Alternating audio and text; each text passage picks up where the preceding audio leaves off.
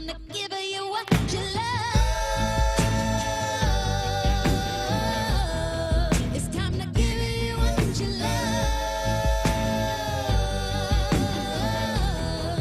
I'ma give you what you love.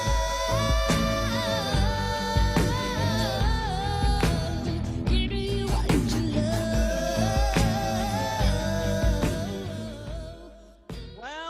Well, you are listening to The Source, 96.1 FM, 900 AM, streaming live on WURDradio.com. Follow us on all social media platforms at onWURD.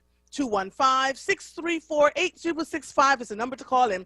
If you are hearing the sound of my voice or watching me on any social media platform like Instagram, I'm sorry, did I say Instagram? I was watching Versus last night, child. This is I was watching Instagram last night.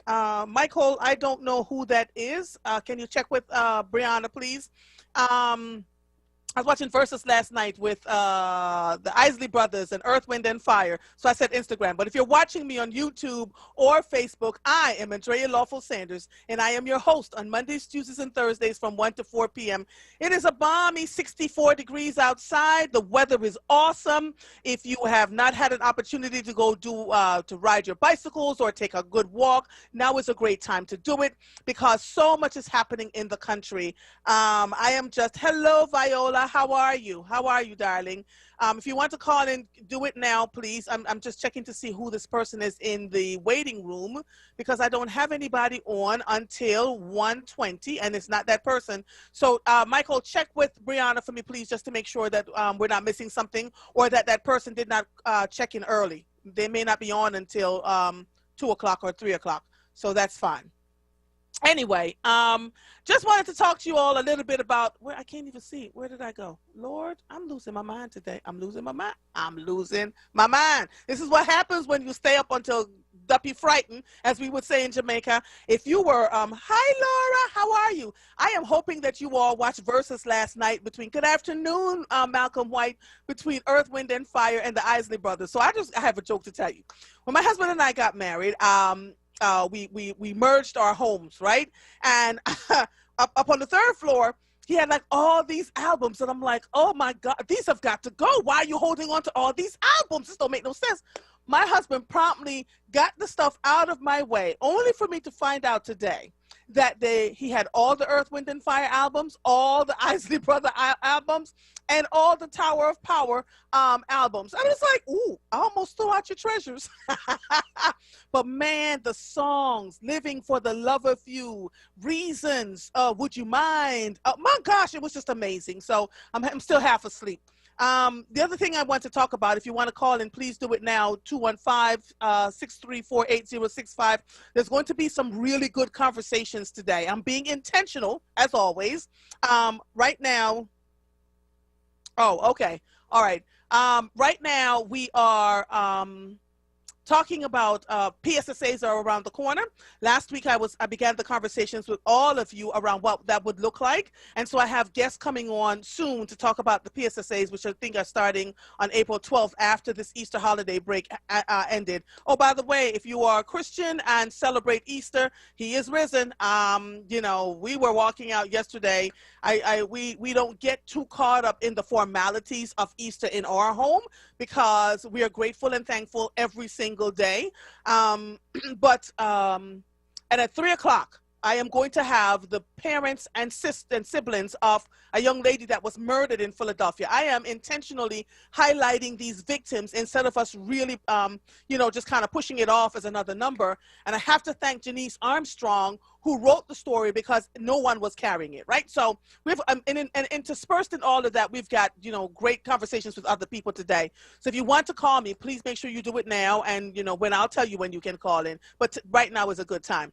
So I've been doing a bit of traveling in the last few days because I had to go see about my parents. Thank you for all of you who have been really open and understanding. I was sitting in the airport coming back and began reading these articles about police officers in the Derek Chauvin trial, his peers, white peers that looked just like him, and the chief of police, who had gotten on the stand and said, look, his actions were excessive. They did not call for all of that, and he was just wrong. And it blew my mind, because here's the thing. We talk all the time about this blue line and why it isn't crossed. And now we're looking at a pivotal moment in time where police officers have figured out how to cross that line. I've had conversations with many of them, and I mean many officers, many. Just trust me. I don't talk about it much, but I've had it. I've done ride-alongs with them. I've been in rooms with them for years, right? And so one of the things that they would always tell me is this: we want to talk about the ones who are awful amongst our ranks, but when we do, we get the awful shift, or we are targeted, or when we call for backup, the backup doesn't come. And so, believe it or not, there are police officers who want to speak up about the atrocities that they see. Because you have to remember, just like there are bad teachers and bad bankers and they're police officers, they're people who should not be police officers. So to see that Derek Chauvin trial, that even the chief of police where he worked, they all like crossed that blue line and was like, yep, something's got to give. But I saw an article that made me take another pause for the cause, because this is so true. Hold on one second. This was written by a man by the name of Mark Berman. Hold on one second, Prince. I'm going to get you in a second. For the Washington Post, he said, when police kill people, they are rarely prosecuted and hard to convict. And he's absolutely right. The footage played multiple times inside the downtown Minneapolis courtroom where Derek Chauvin is on trial for murder, showing George Floyd, a black man, gasping for air under the white police officer's knee. The video is the centerpiece of the case against Chauvin, which prosecutors emphasize by urging jurors to believe your eyes. But prosecutors face a steep legal challenge in winning a conviction against a police officer. Despite nationwide protests, police are rarely charged when they kill someone on duty, and even when they are, winning convictions is often difficult. I'm going to have to disagree with Mr. Berman, and if I'm wrong, I'll be the first to come back here and give a mea culpa. But every lawyer, every trial lawyer that I have spoken to in the last few weeks have said the same thing.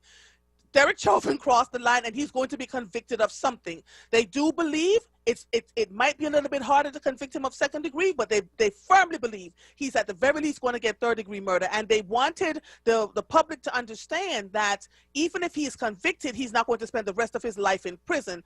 And that's the part that makes black and brown people chafe, right? Because we have brothers and sisters locked up right now over an ounce of weed and have gotten like the 3 chances you're out, and they're in prison for 30, 45 years. So the justice system is not often unfair, right? So this guy says between 2005 and 2015, more than 1,400 officers were arrested for violence-related crime committed on duty, according to data tracked by Philip M. Stimson, a criminologist at Bowling Green State University. In 187 of those cases, the victims were fatally injured in shootings or from other causes. The officers charged represent a fraction of the hundreds of thousands of police officers working for about 18,000 departments nationwide.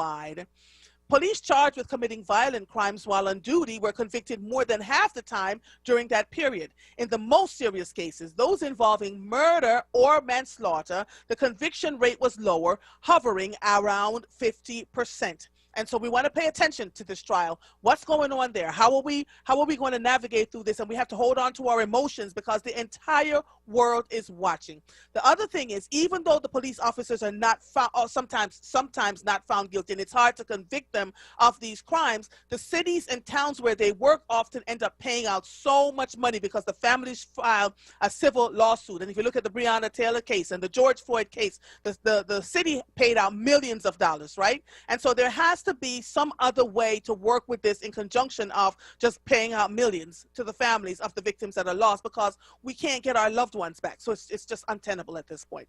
Prince, how are you, sir? What's going on? Happy Monday. I am awesome. And you know, one of the reasons why we listen to you is because you read all the information. You read all the facts and lay everything out. And so that's an awesome feeling. How was your trip? Oh my gosh, it was awesome, Prince. Got to see my parents. They got their second vaccine. They're doing all right. My parents are elderly at this point, right? They may not look Right. it, but but they're they're getting up there in age. But the good thing, Prince, was that my sons popped in into town when I got back home, and I saw them for a couple of hours. And they both live in different states. That made my entire weekend. So I am a happy sister today. Well, we like to get you in this mode right here. 'Cause we got some stuff for you. All right, what's up? Are you familiar with tax credits? Do you know what tax credits Yes, are? I am familiar with tax credit. Yes. Okay. So 20 years ago, we didn't do the tax credits in the East Falls section or North Philadelphia or West Philly or South Philly. You know that there would be no poor African Americans in the city if we hadn't done the tax credits 20 years ago by way of Brian Hudson and Governor Rendell and a few other folks. Do you know that? No. And you know why we did them?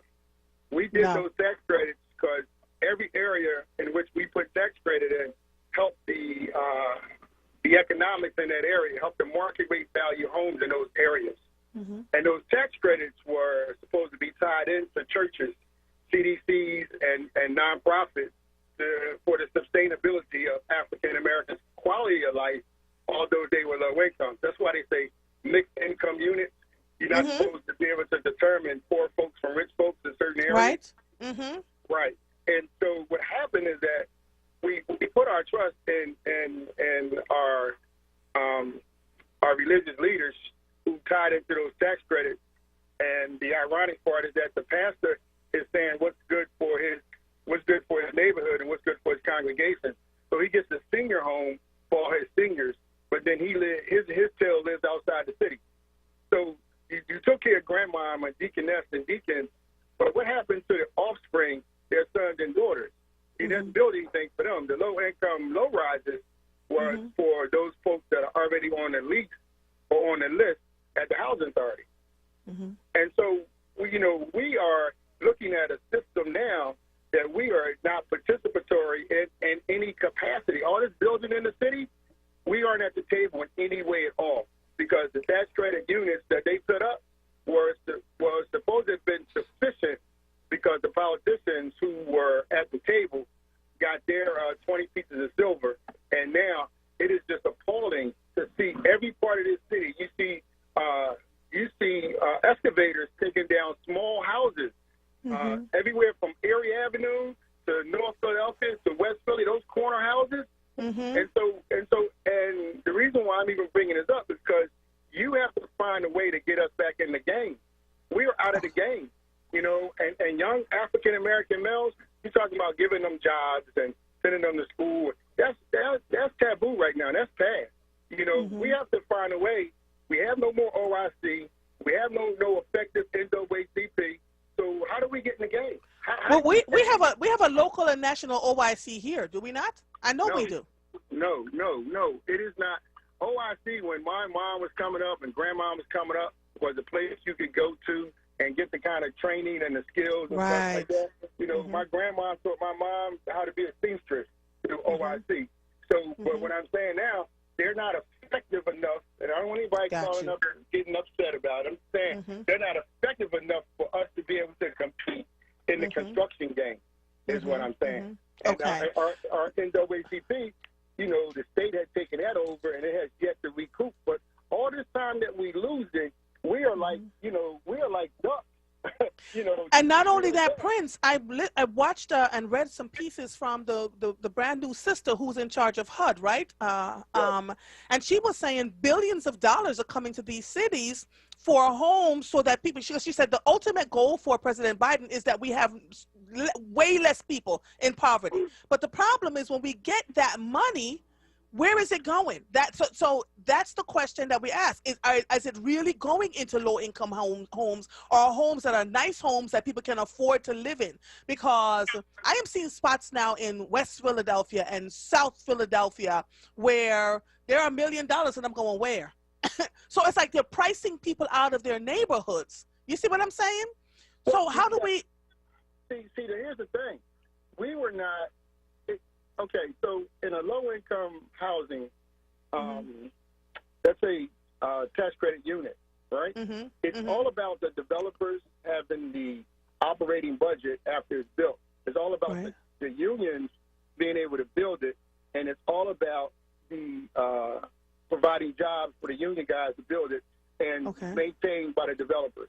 Okay. We are inconsequential. We live there, but if we don't work, our rent is $25 a month, so that's Mhm. not substantial. If we Mhm. don't work, there's no really effective job programs to get us to work. We're just pawns in this system. They need us to get the money, but they don't need us to do anything else.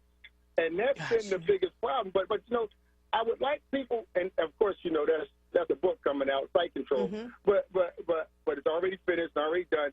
But what I like for people to do is stop having roundtables with people out of Philadelphia, and actually have a sit-down conversation with a few folks so they can put some things on the table, because every host seems to think that they know everything about the solution when you are not clear on the problem. Mhm. The problem is not the fact I live in public housing. The problem is the fact that I can't get out of public housing, and I'm made comfortable enough to stay there, and my family is made comfortable enough to stay there, so we never can get out. So you can keep borrowing money from the federal government on me that never gets to me. Mhm. Mhm. Got it. Absolutely got it. So maybe you can formulate a show and have a few people on, and I think the relevance of that. And to my last point, they opened up the Somerset station, and we, George, Maurice, and I brought that to you on this show about the jobs that were lost and the reason they should not shut it down. Their plans was to shut it down all summer. Mhm. And because we raised so much cane on this show right here, they decided to revisit that and open it back up. And so I would say that that's a win for you, because there's no other station that talked about it, white or black, as much as when we brought it up on your station. So I think that is to be commended. And I gave my last point. I know that was my last point. My last point is I think the SEPTA chief now, who's been there 9 years, should be removed, because he has a budget that we approved for 200 men. He only has 120 police officers. And so my question would be, where did he get the other money to hire a private security force to work at SEPTA when the private security force doesn't have the enforcement power that police has? And why am I hiring somebody else outside when I got a budget for 80 more cops? Or what did we do with that money? And so if we as hosts don't ask these people who spend taxpayer dollars, where's the money at, then you leave us stuck with a security guard who has no arrest power, telling people in a bad neighborhood what to do, getting into an altercation and suing SEPTA, and us, the taxpayers, having to pay for that. Got it. So now you gave me That's more my homework. I soapbox. I'm can't gonna hang take up and it. listen to you. One day you're going to call me and just say, I love you, Marva, and that's that. Now you done gave me more work. I can't. Every day I got to do more. But it's good. I appreciate it, because you all make me do a little bit of digging, right? And start to ask the questions. So thank you so much, Prince. I appreciate it.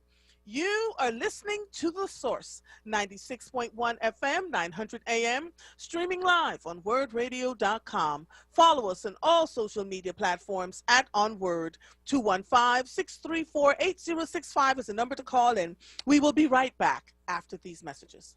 Nappy Style hair products are formulated for today's black men and women's hair, embracing ancestral hairstyles. Come and experience these products: beard oil for men, cream paste, and napping gel growth oil for braids. Go to www.nappystyles.com or The Movement in Mount Airy, 7133 Germantown Avenue, or African Cultural Art Forum, 221 South 52nd Street, or Culture Exchange, 1450 Point Breeze Avenue. Be happy to be nappy. The Mattress Man is a second-generation family-owned mattress specialist business since 1988. Open 7 days a week, located at 7421 Stenton Avenue. The Mattress Man discounts Serta, memory foam, orthopedic, and ComfortTech mattresses every day. You deal directly with the owner, Julian, to ensure you get the best price and best service. The Mattress Man offers same-day delivery on most models to most areas. Ask about the WURD discount. Call 215-424-5550. The WURD Radio newsletter, keeping you informed, engaged, and connected. Sign up by visiting WURDradio.com. Scroll to the bottom of the page and type your email address under Connect with Us. You'll receive the latest information on WURD Radio, messages from our president and CEO, Sarah Lomax Reese, exclusive articles and multimedia content, and resources. Stay informed with the WURD Radio newsletter. You're listening to The Source with Andrea Lawful Sanders on WURD Radio. Streaming live on WURDradio.com and the WURD Radio app. Welcome back to The Source. Man, my first guest is Keith Howell, who is a distributor and event coordinator for the East Coast division of Nappy Styles. Listen, I just started touching my hair because, you know, Nappy Styles is a 100% Black-owned and operated company founded and led by Gwen Hill Clayton. Good afternoon, sir. How are you? You're mute. You're on mute now. So just unmute you. I'm there blessed. you go. Ah, good to talk to you. So please tell us about Nappy Styles. I can't wait to hear about this company. Well, the first thing is I am honored and elated to be a part of the WURD radio system. The dedication, commitment to the Black community is awesome. And then your show, I am a loyal follower. Are you? Listen every day. And I'm just moved by your compassion and your love for our children. And, you know, just a great, awesome sister. So, okay, now you're gonna make me cry. this was not supposed to go this way. You know, it's so funny. I still get shocked by the amount of people that listen to The Source, right? I meet people on the trails. I meet them in the store, and they're like, "We love your show." And so when you give me this kind of feedback, sir, it reminds me that I'm to always stay focused on giving you guys what you need all the time, right?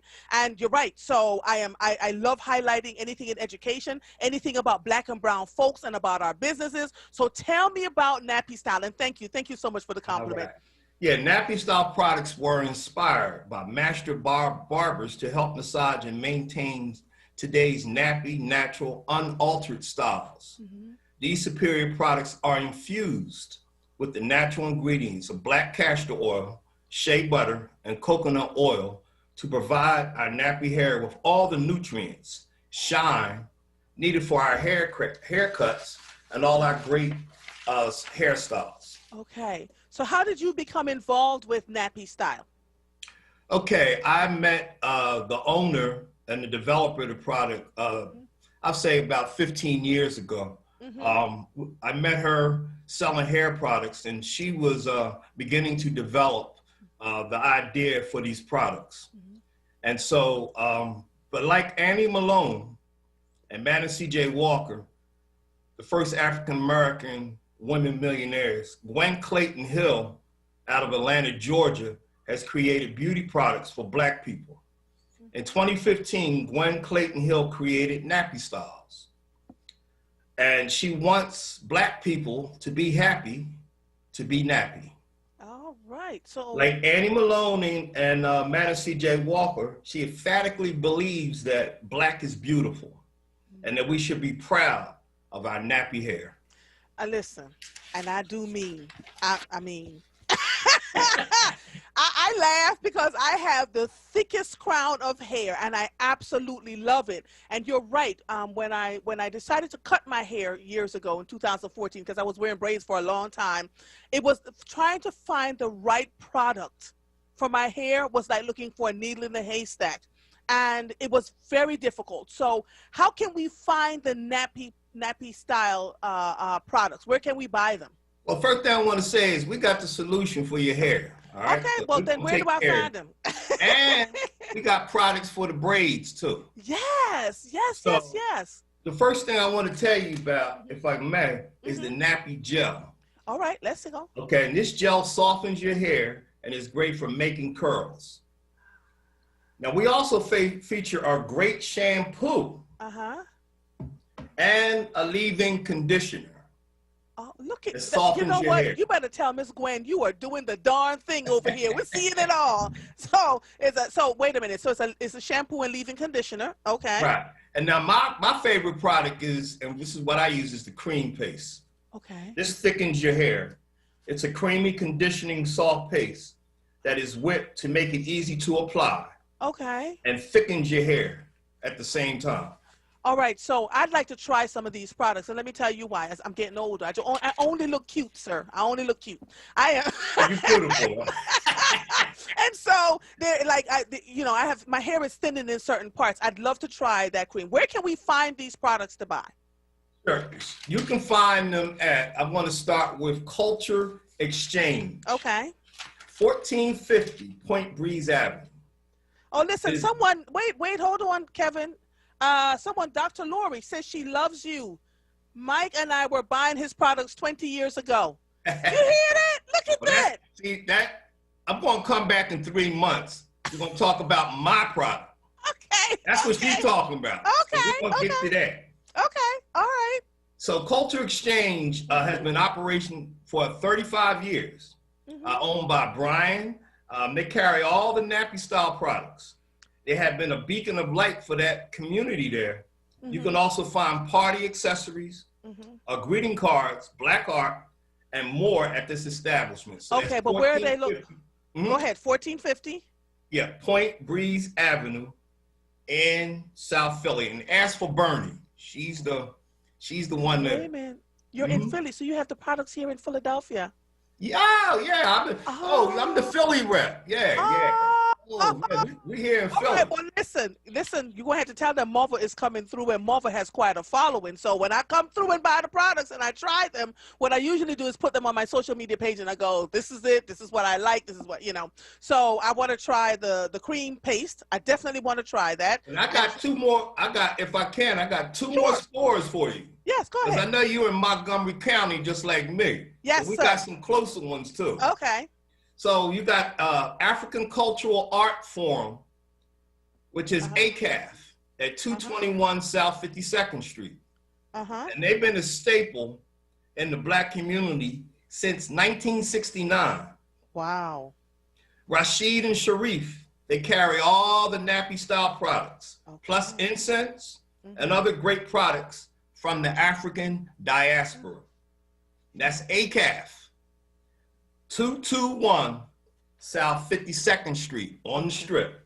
221 South 52nd Street. And the other one was 14. And then the other one is The Movement in Mount Airy. The Movement. 7133 Germantown Avenue.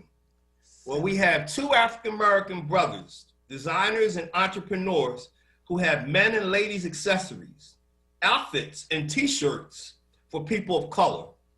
And they carry this product, the nappy style product. As well, all the nappy style hair products. And then the other great thing about them is they create and design 80 to 90% of what they offer while allowing other Black-owned small businesses opportunities to sell in their store. So the movement, how long has the movement been there? They've been there since 2017. Okay, tell them Marva is coming through. All right, 7133. Germantown Avenue. Definitely. Okay. Been around for 2000. Because I really love Black-owned stores and Black-owned products. And while we were going through the pandemic, I spent so much time promoting them, making sure that your voices were heard, that people got to know who you were and where you were coming from. So, wow. What is your role for Nappy Style? So I'm a distributor on the East Coast. I'm the event coordinator. You can find us, hopefully what comes back soon, Adunde, on Black festivals. I will be promoting the products. And then, I want to say one more thing. Gwen saw all these brothers with beards, and she saw that our women were having problems with the beards. So she developed 3 beard oils. Again, they're all infused with black castor oil, vitamin E, and coconut oil. So they got these right here, and you got a soft butter bomb. Oh. So yeah, we're really, so here it is. Women were asking for it. So can I tell you this? If somebody just texted me and said, I so appreciate the information. I'm heading to the movement now. Right now. I tell you, people listen to this show, so they're on their way. Tell the brothers from the movement, the folks that live up in the Germantown, Northwest Corridor, the folks are coming. And for those who are in Point Breeze and Southwest Philadelphia, the folks are coming. They listen to the radio show. So I just want to make sure that we let them know now. So 1450 Point Breeze Avenue at the Culture Exchange is one location, right? Yeah, that's one. And then you have ACAF, Right, which African is Cultural Art Forum, right. 221 South 52nd Street. Mm-hmm. And And the then we have the movement. movement, right? Now, the only thing about that movement, they're open Friday, Saturday, and Sunday. I don't think they're open. All We're going right. to get them open during the week. Please do. Tell them if Yeah. mothers wanted them to come, they've got to go now. They've got to go. The movement is open Friday, Saturday, and Sunday. All right. Okay.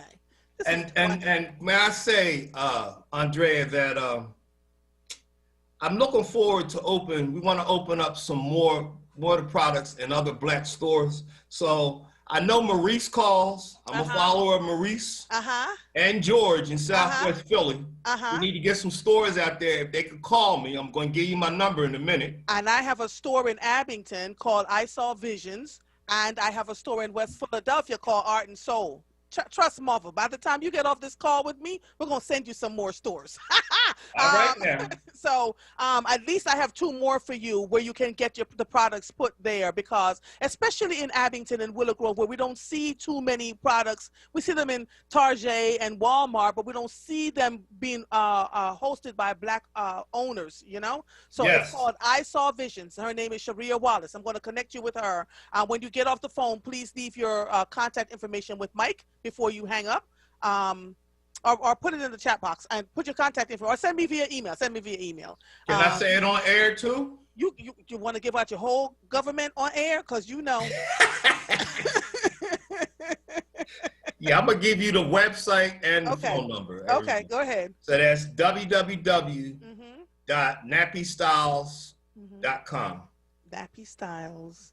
And I am Keith Howell at 609 841 841 75 75 14. 1475, because you know somebody's gonna call Yeah. and ask. Keith Howell, and there are folks here that knows you. Okay, look, Teresa Edwards said, I'm going to check out the South Philly location. I need to find something to enhance my natural hair. I love the people. And Dr. Teresa Lori got a big says, bush. I know her. yeah. And Dr. Lori says we need to put it in the bookstores. So if there's some bookstores, call Uncle Bobby's too and see if they'll carry them. Okay. And then, I'm going to come back, Andre, in 3 months. I got another product that's also advertised on WURD. Okay. We're going to deal with Nappy Style today, but I got the other one. Teresa and Miss Lloyd, they know about the other one. Oh, so can I just thank you for choosing my show? Oh, you awesome. I'm glad to be a part, man. Shucks. I know Marcus Garvey is smiling from heaven. Oh. Up you mighty race, you may accomplish what you will. You're going to make me cry. You're going to make me cry. You can tell I really love my people. I love my people unapologetically. And, while I'm not always right about everything, I'm always going, all right, how can I improve on behalf of us all? And what can we do to make things better for us? It's one thing to talk about the stuff. It's quite another to find the solutions. And so a solution for me is interviewing people like you. So thank you so much, sir. Again, they can find you 609-841-7514. And you can go to www.nappystyles.com, and his name is Keith Howell, and he's the East Coast distributor for Nappy Styles. Lord, I'm telling you, Mr. Howell, you're about to have a whole situation. Hope you got enough products. The Movement, 7133 Germantown Avenue. They're there Fridays, Saturdays, and Sundays. You can go to the Culture Exchange at 1450 Point Breeze Avenue.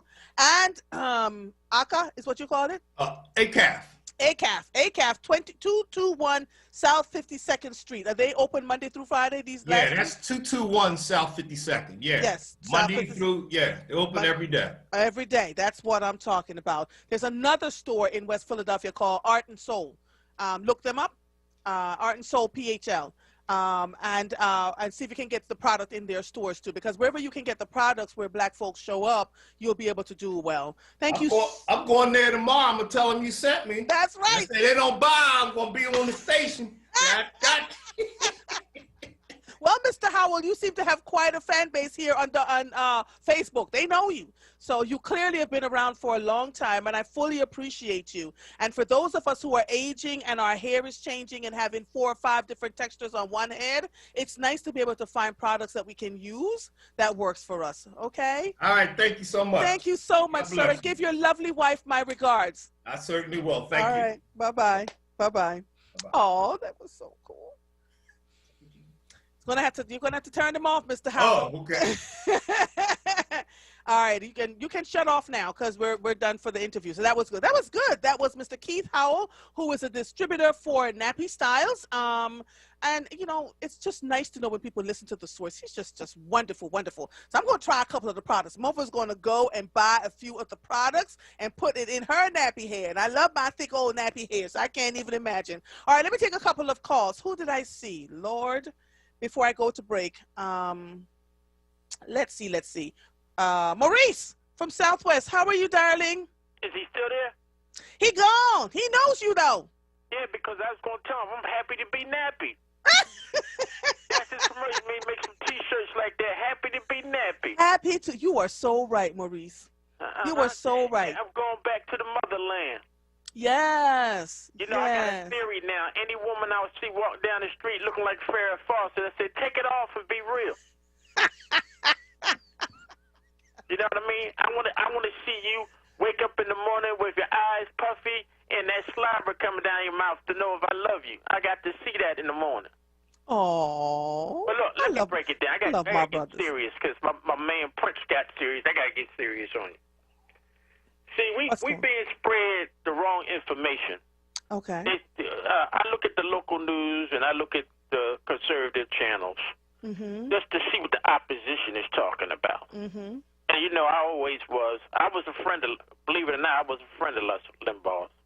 I knew him before he became a racist. I just knew him when he was just a racist, but he became a racist. But I knew him before when he just an idiot. But what I'm trying to say is, on the news, they showing white women going out buying guns and learning how to use them. When they're telling us to turn in our guns, but they're promoting for white women and white men to buy guns. Not only are they doing that, guns in Philadelphia are going at a premium. They selling it's like they're selling Hyundai at Cadillac prices. All the guns are $200 bonuses on all the guns. And you cannot buy ammunition in Philadelphia. You go to any gun store, they have no ammunition. See, I do this research. See, I just don't come on here and talk. I go around and investigate. And this is what's going on. They're going to have us with no weapons, and all the white people are going to have the weapons. So if anything do break out, we're going to have sharp sticks, and they're going to have Uzis. So, except when I look at the guns that are being collected that they're giving money for, and they're not the guns that are killing the people. So killers don't buy guns at gun stores. They buy them at gun houses. Plus, every time you go in a gun store, you must take a gun background check immediately before you even buy the gun. They're not telling you. They're trying to give the appearance that people are just walking in there, throwing some money up on there and walking out with the guns. That is not true. You're absolutely right. And if you want to carry a gun on the street, you must go through a long background check where when you apply, you might not get that gun permit for 3 months. So all this nonsense you hear on the radio, all these phony politicians talking this trash, they're telling you lies, you know, and I call them out on it. You know, remember I told you about the mayor's news conference? Now, listen, I can understand that you may not be in agreement with the mayor, but the news conference is not for your personal use. It's for you to come back on the radio and tell us what kind of nonsense they were talking. Now, if you don't go check out the interview, then you're not doing your job. Right. What are you talking about now, Maurice? I have with these city officials and some of the hosts on here, because, you know, if you want to talk about a subject, bring the person on that knows about this subject, because we all know most of them don't know.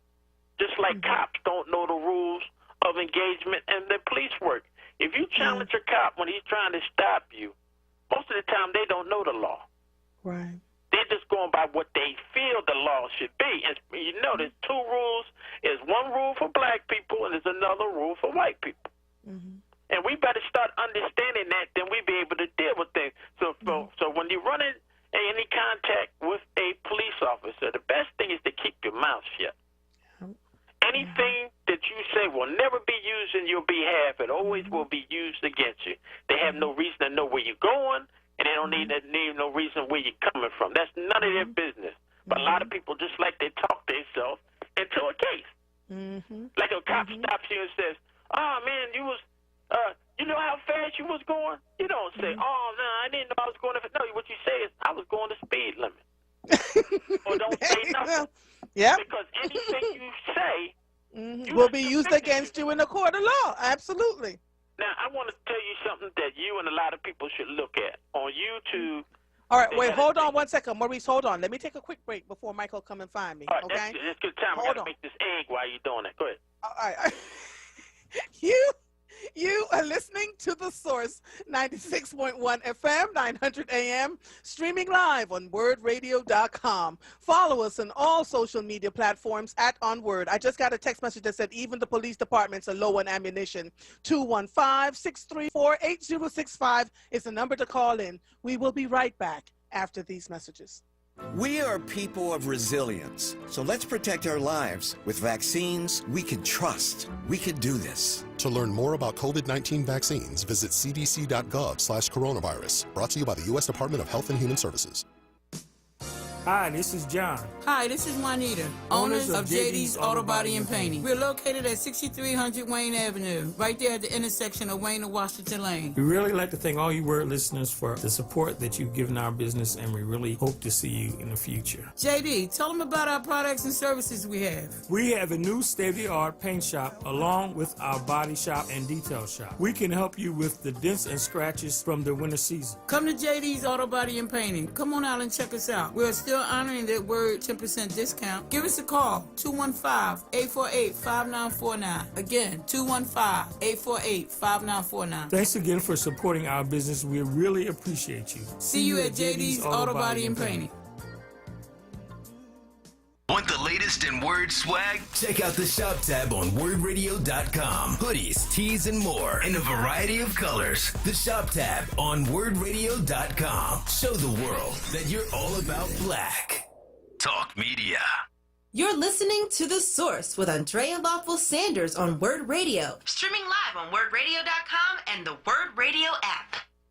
Welcome back to The Source. If you're just joining us, I had Keith Howell on from Nappy Styles. He's a distributor for Nappy Styles, which is made in hair care products, for men and women, which is made in Georgia. And so he talked about the different locations where they could be had, one in Germantown, 2 in Southwest Philadelphia. I'm going to talk about that a little bit later, but I want to get through these calls. So Maurice from Southwest is on. What was your last thing you want to talk about, Maurice?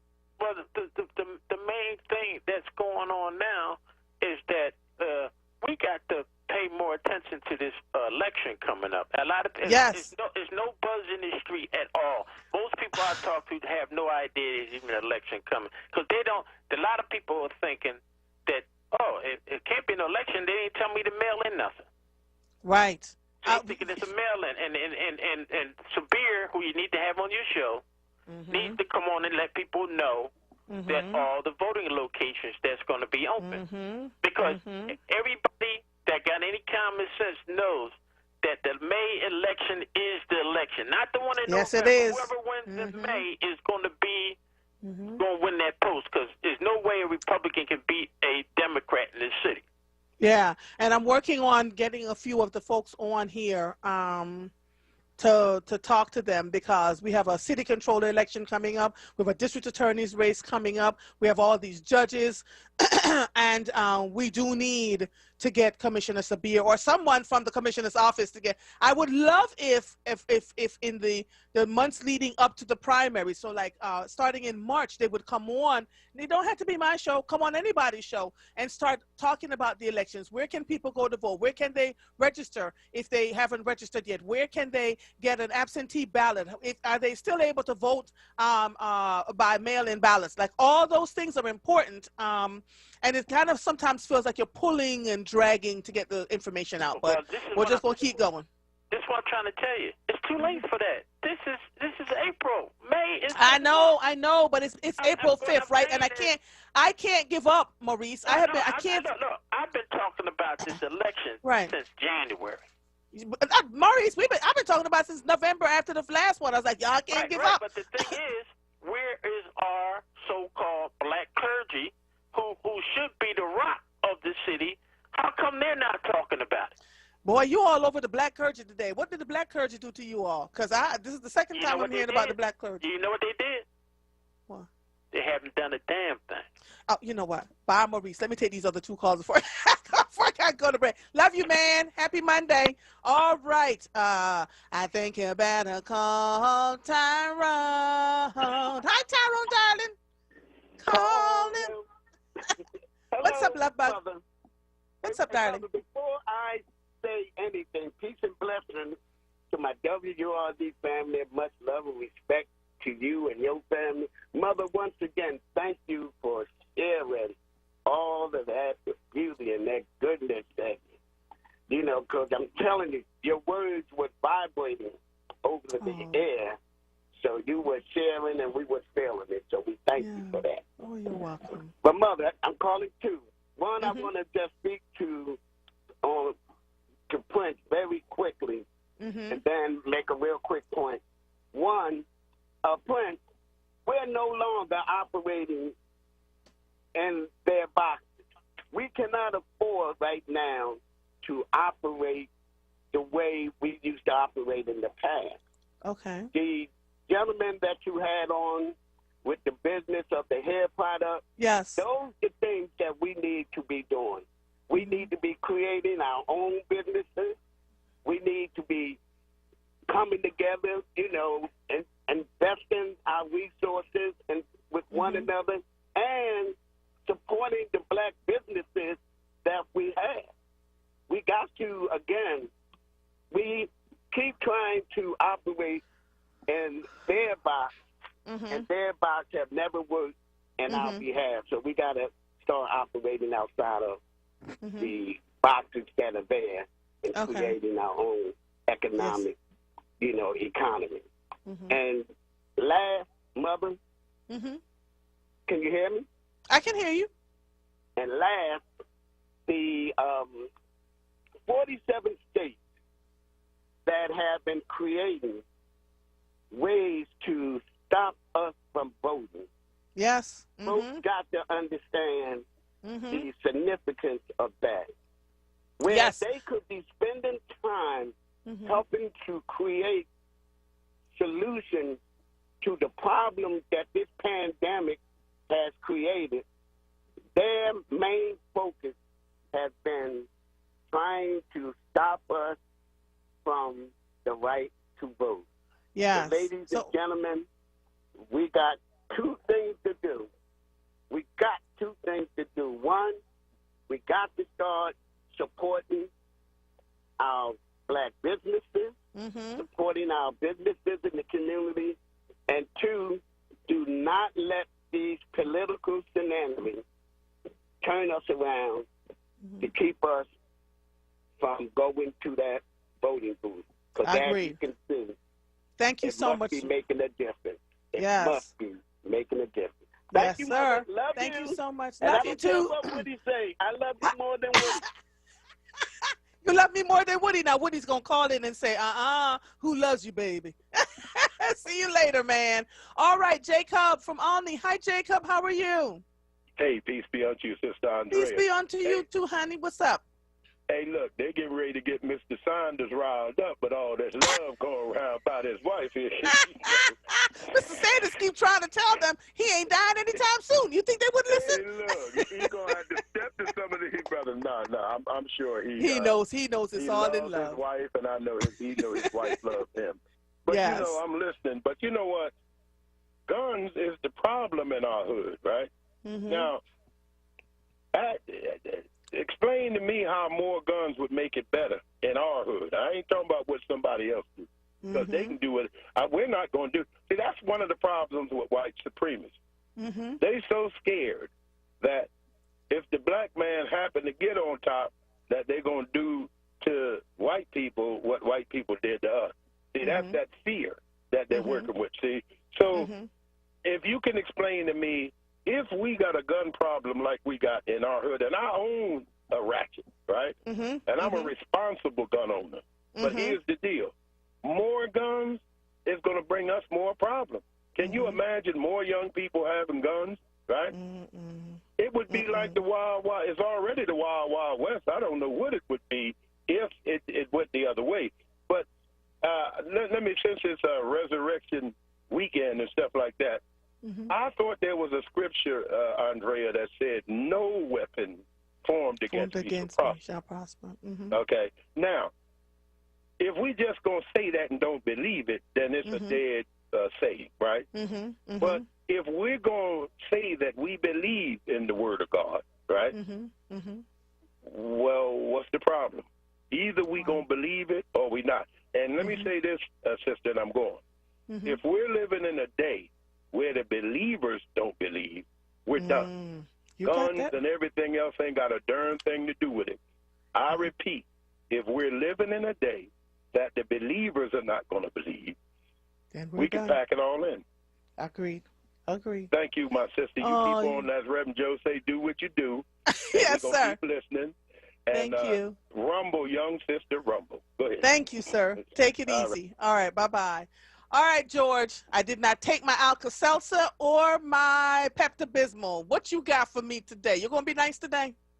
Always. I'm always nice. You know, you haven't really seen me on one of my real bad days. You know, Lord Jesus, can we not never see it? What's going on? You've really been blessed. You know, the thing is that, and I'm glad Prince brought that up about that whole SEPTA piece. Yeah, those interns listen to your show. See, 3, 6, 10, 29, all the major stations have interns who listen to talk, you know, area talk. That's what they do. They take notes. Jeff Cole, Harry Harrison's, and all the other investigative reporters we used to have, they don't do that anymore, if you ever noticed. But these interns' job is to follow the lead story of what's going on. The hottest thing that was going on for that last couple of days that we were talking about it was what? SEPTA. See how they jumped on that? Channel 10 tried to take the whole credit for it, like they, you know, came up with all this here. But basically they were saying what they had heard on the station, and they've been trying to track the general manager down, and they're trying to ask the guy that's in charge of the police, well, where's that money at? You know, you got to allocate it for a certain amount, and by law, that's what you're supposed to spend that money on. Remember, those are federal dollars and state dollars. When you get money from the federal government, you have to spend that money for exactly what it's for. If it's for screws, you can't go buy bread or peanut butter. You got to buy screws. So that there is what's happening.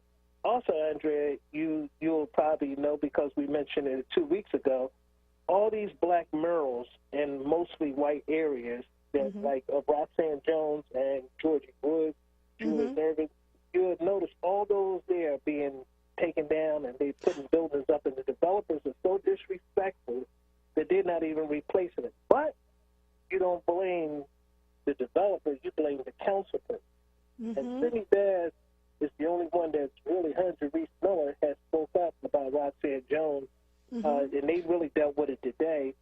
That in Broad and Clearfield, that's where they're going to take Roxanne Jones' mural, and they're going to just build a building over top of that.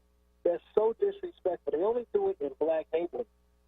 Also, did Rebecca Reinhardt get that number for you, what it costs to store the original statue? I reached out to her people. I'm still waiting to hear. I'm still waiting to hear. Yes. $100,000 a month that everybody was crying the blues about. We want those statues down. But right then, that was a fad. That was a thing going, a slogan. You know, we just get rid of the statues. Everything fall in phases, and everybody followed across the country. So all those statues are used taxpayers' dollars. That's just one statue that's costing you $100,000 a month to store it. That's the Rizzo statue. Yes, I mean, know. there's I've been so much Prince has been talking about it for a while too on here.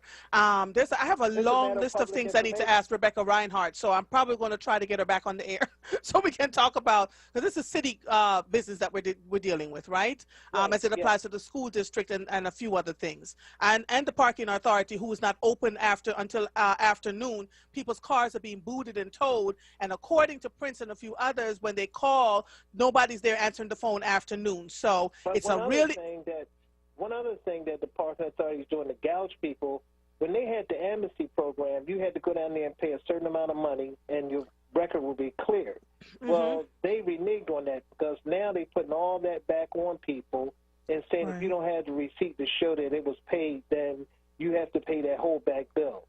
Wow. And city council's not doing anything about it, and city council is aware of that. But they're in the bed because of that money that they had to spend out. I mean, the city's in like a financial jam if Biden don't get them out of it. It's that they're getting money any kind of way they can. But the parking authority don't give that money to the city. That money goes to the state. That's the sad part about it. They gouging Philadelphians to help the rest of the state. And nobody says nothing about it. All they do is sit there and say, oh, well, what are we going to do? You know, George and all them shouldn't be talking about us like that. We're doing the best we can. Yeah, they're doing the best they can because they always got these people sit up there. Oh, they're the best. Oh, you know, let's take a selfie. Yeah. One other thing before I go, Andrea. All right, because I'm 2 minutes over time. So listen, real quick. Yeah. That thing where they're doing virtual and everything. Watch how that virtual play out. You know, it's like they're doing it with the sheriff sales. And they're doing it with everything else. And, you know, like they're doing it with zoning. Zoning is going through so quick now on virtual, and the community don't get a chance to say anything. And the next thing they know, developers and everything in your neighborhood doing things because you don't know. That virtual is the worst thing that ever happened. And I'll be glad when city council stops telling everybody else to go to work, and they go to work. That's what they need to do. Open up city council and go in there and work and let the public talk to them instead of, you know, being high-five, howling and screaming on that screen. Have a good one. All right, thanks, George. Thank you. I have to take a quick break, but George has a point. Excuse me. I am almost certain, Lord. I am almost certain that most, if not all, of the city council people have been vaccinated. And so I think, I'm not 100% sure, but if they are, what's stopping them from all kind of coming together now, putting up partitions and making sure that we can do about the city's business? Because we're calling in places like 311, and my poor husband, like, we'll stay on the phone for hours at a time trying to get folks from the city to do city's business. And if it's happening with him, it's happening with so many other people, and people get so frustrated. So I get it. You are listening to The Source, 96.1 FM, 900 AM, streaming live on WURDradio.com. Follow us on all social media platforms at onWURD. 215-634-8065 is the number to call in. If you are hearing the sound of my voice, I am Andrea Lawful Sanders, and we will be right back after these messages. The Germantown Friends School mission begins with a commitment to community and to the belief that academic achievement is in itself not enough. Inspired by Quaker values, GFS encourages students in preschool through grade 12 to see the world as theirs to experience, to understand, to create, and to change. Learn more about the GFS academic, arts, and athletics programs at their upcoming virtual open house, Friday, April 16th, 9 a.m. Register now at germantownfriends.org/admissions. This is not a fad for us. We will not resume our regular programming when things die down. We're not black to help our bottom line or because it's politically correct. We're not joining a fight. This has been our fight, our message, our people. Black lives have always mattered here. We are undeniably, indefatigably, unapologetically, permanently Black Talk Media. WURD.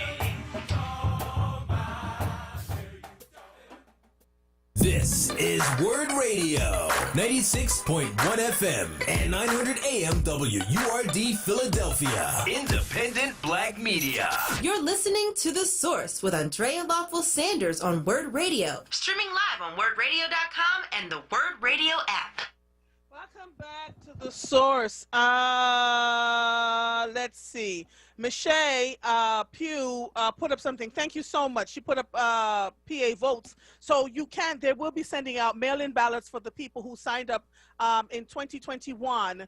I'm sorry, in 2020 to be yearly mail-in ballots voters. And the last day to register is May 3rd. To register in the May primaries is May 3rd. Let Randy in for me, please. Michael, I'm having one of those brain. Yes, bring her in for me, please. So the last day to register to vote for the May primaries is May 3rd, and they're still doing mail-in ballots. So PA votes, you can go. Let me make sure.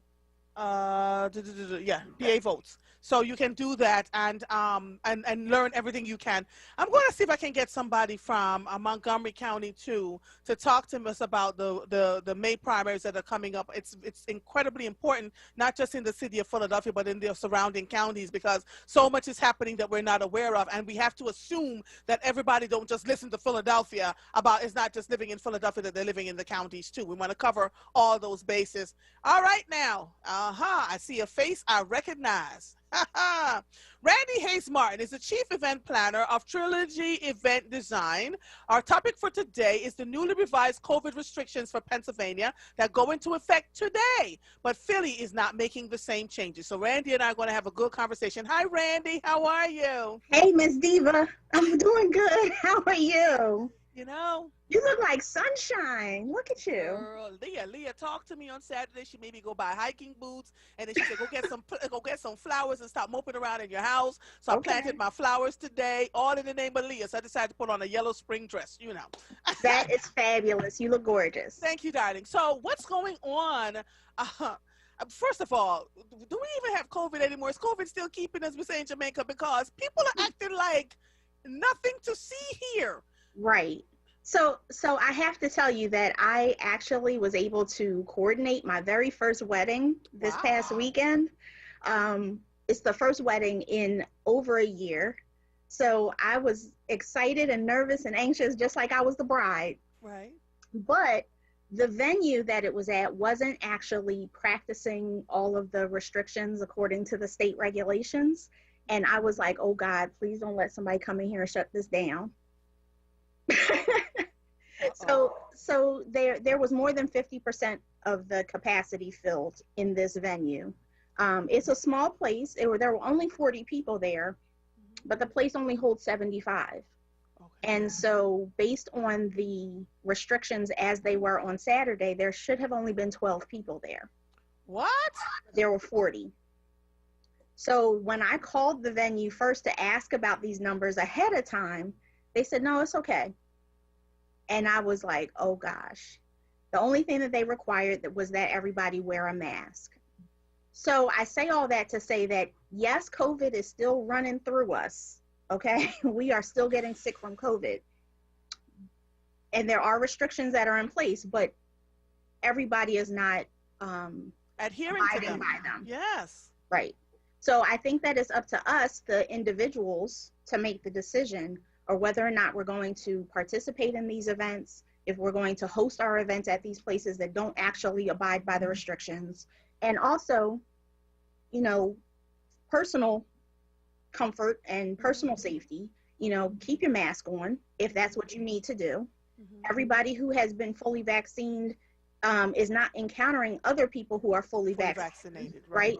And so you want to make sure that you're being safe for yourself. And by protecting yourself, you're also protecting others. Yeah, you know, I am really intrigued by what's going on out here. I had to get on a flight, but my very first flight, just like you had your first wedding last weekend, I got on my very first flight, and I said, well, Black Jesus, what is going on in these streets? The people, the airlines kept saying, don't converge on one another. There is no 6 feet. There's no 6 foot distancing. They're in the airplane and there was like, sit down until your row is called. Nobody is paying attention. They've constantly have to say to people, please put your mask up, wear your mask properly. And I'm saying to myself, and the numbers are starting to tick up. So what is happening now? Let's say someone wants to get married this year, because y'all are still getting engaged. I saw it on social media, honey. I even saw somebody got engaged yesterday. She said yes. So yes. and folks are planning these weddings. What are the COVID restrictions for them right now in 2021 if they want to have a wedding for May, June of this year? Okay, so in Pennsylvania, actually they went into effect yesterday, but today being the first business day, we're going to say that it starts today. So indoor events can be held with a 25% of the maximum capacity of the venue, which is up from 15%. So in Philadelphia, that number is still 15%, but for the rest of the state, it's 25%. Outdoor events can have a 50% of the space's capacity, which is up from 20%. So again, in Philadelphia, it's still only 20%, and in the rest of the state, it is now 50%. Right. So in Philadelphia, it's still only 20% outdoor capacity? Yes. Really? Yes.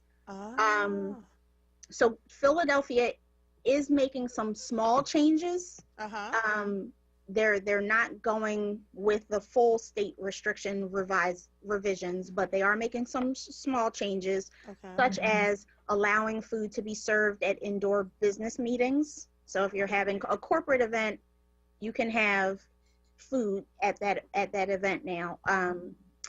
Also allowing outdoor catered events to be attended by up to 250 people. Really? Yes. So you can have an outdoor catered event, but it still has to be in a large enough space to allow for social distancing. Also, the food has to be served. It's not going to be buffet style. Okay. Okay. If it is not served, then it has to be packaged like a lunchbox type of thing. Got you. So when Lorraine Ballard Morrow got married, first of all, we were in this big cavernous space, and if there were more than 10 people there, I couldn't, it was huge. But they had, you're right, her stuff was served in little boxes, and we had our own individual meals, so nobody was picking over anybody else's stuff. And the cupcakes were individually wrapped. So we didn't have to touch anybody else's stuff or, breathe on anybody else's stuff. Right. So like this event coming up for Leah on April 17th, and we're doing it in an outdoor space. With the new stuff that's going on in Pennsylvania, give us enough room and space to invite as many people as we'd like to in an outdoor space? Yes, provided that the space is large enough. Okay. Okay. So again, there just needs to be enough space for people to be able to be apart from each other without being crowded together. Right. People need to still wear a mask if they are going to be in close contact with anybody else. And we are going to have to follow those guidelines as far as the food is concerned. So if we're serving cupcakes, they will be individually packaged. If we are serving beverages, they are going to be individual servings of drinks. So bottled water, sodas, juices, etc. So there's no cups, there's no forks, utensils. There's Yeah, exactly.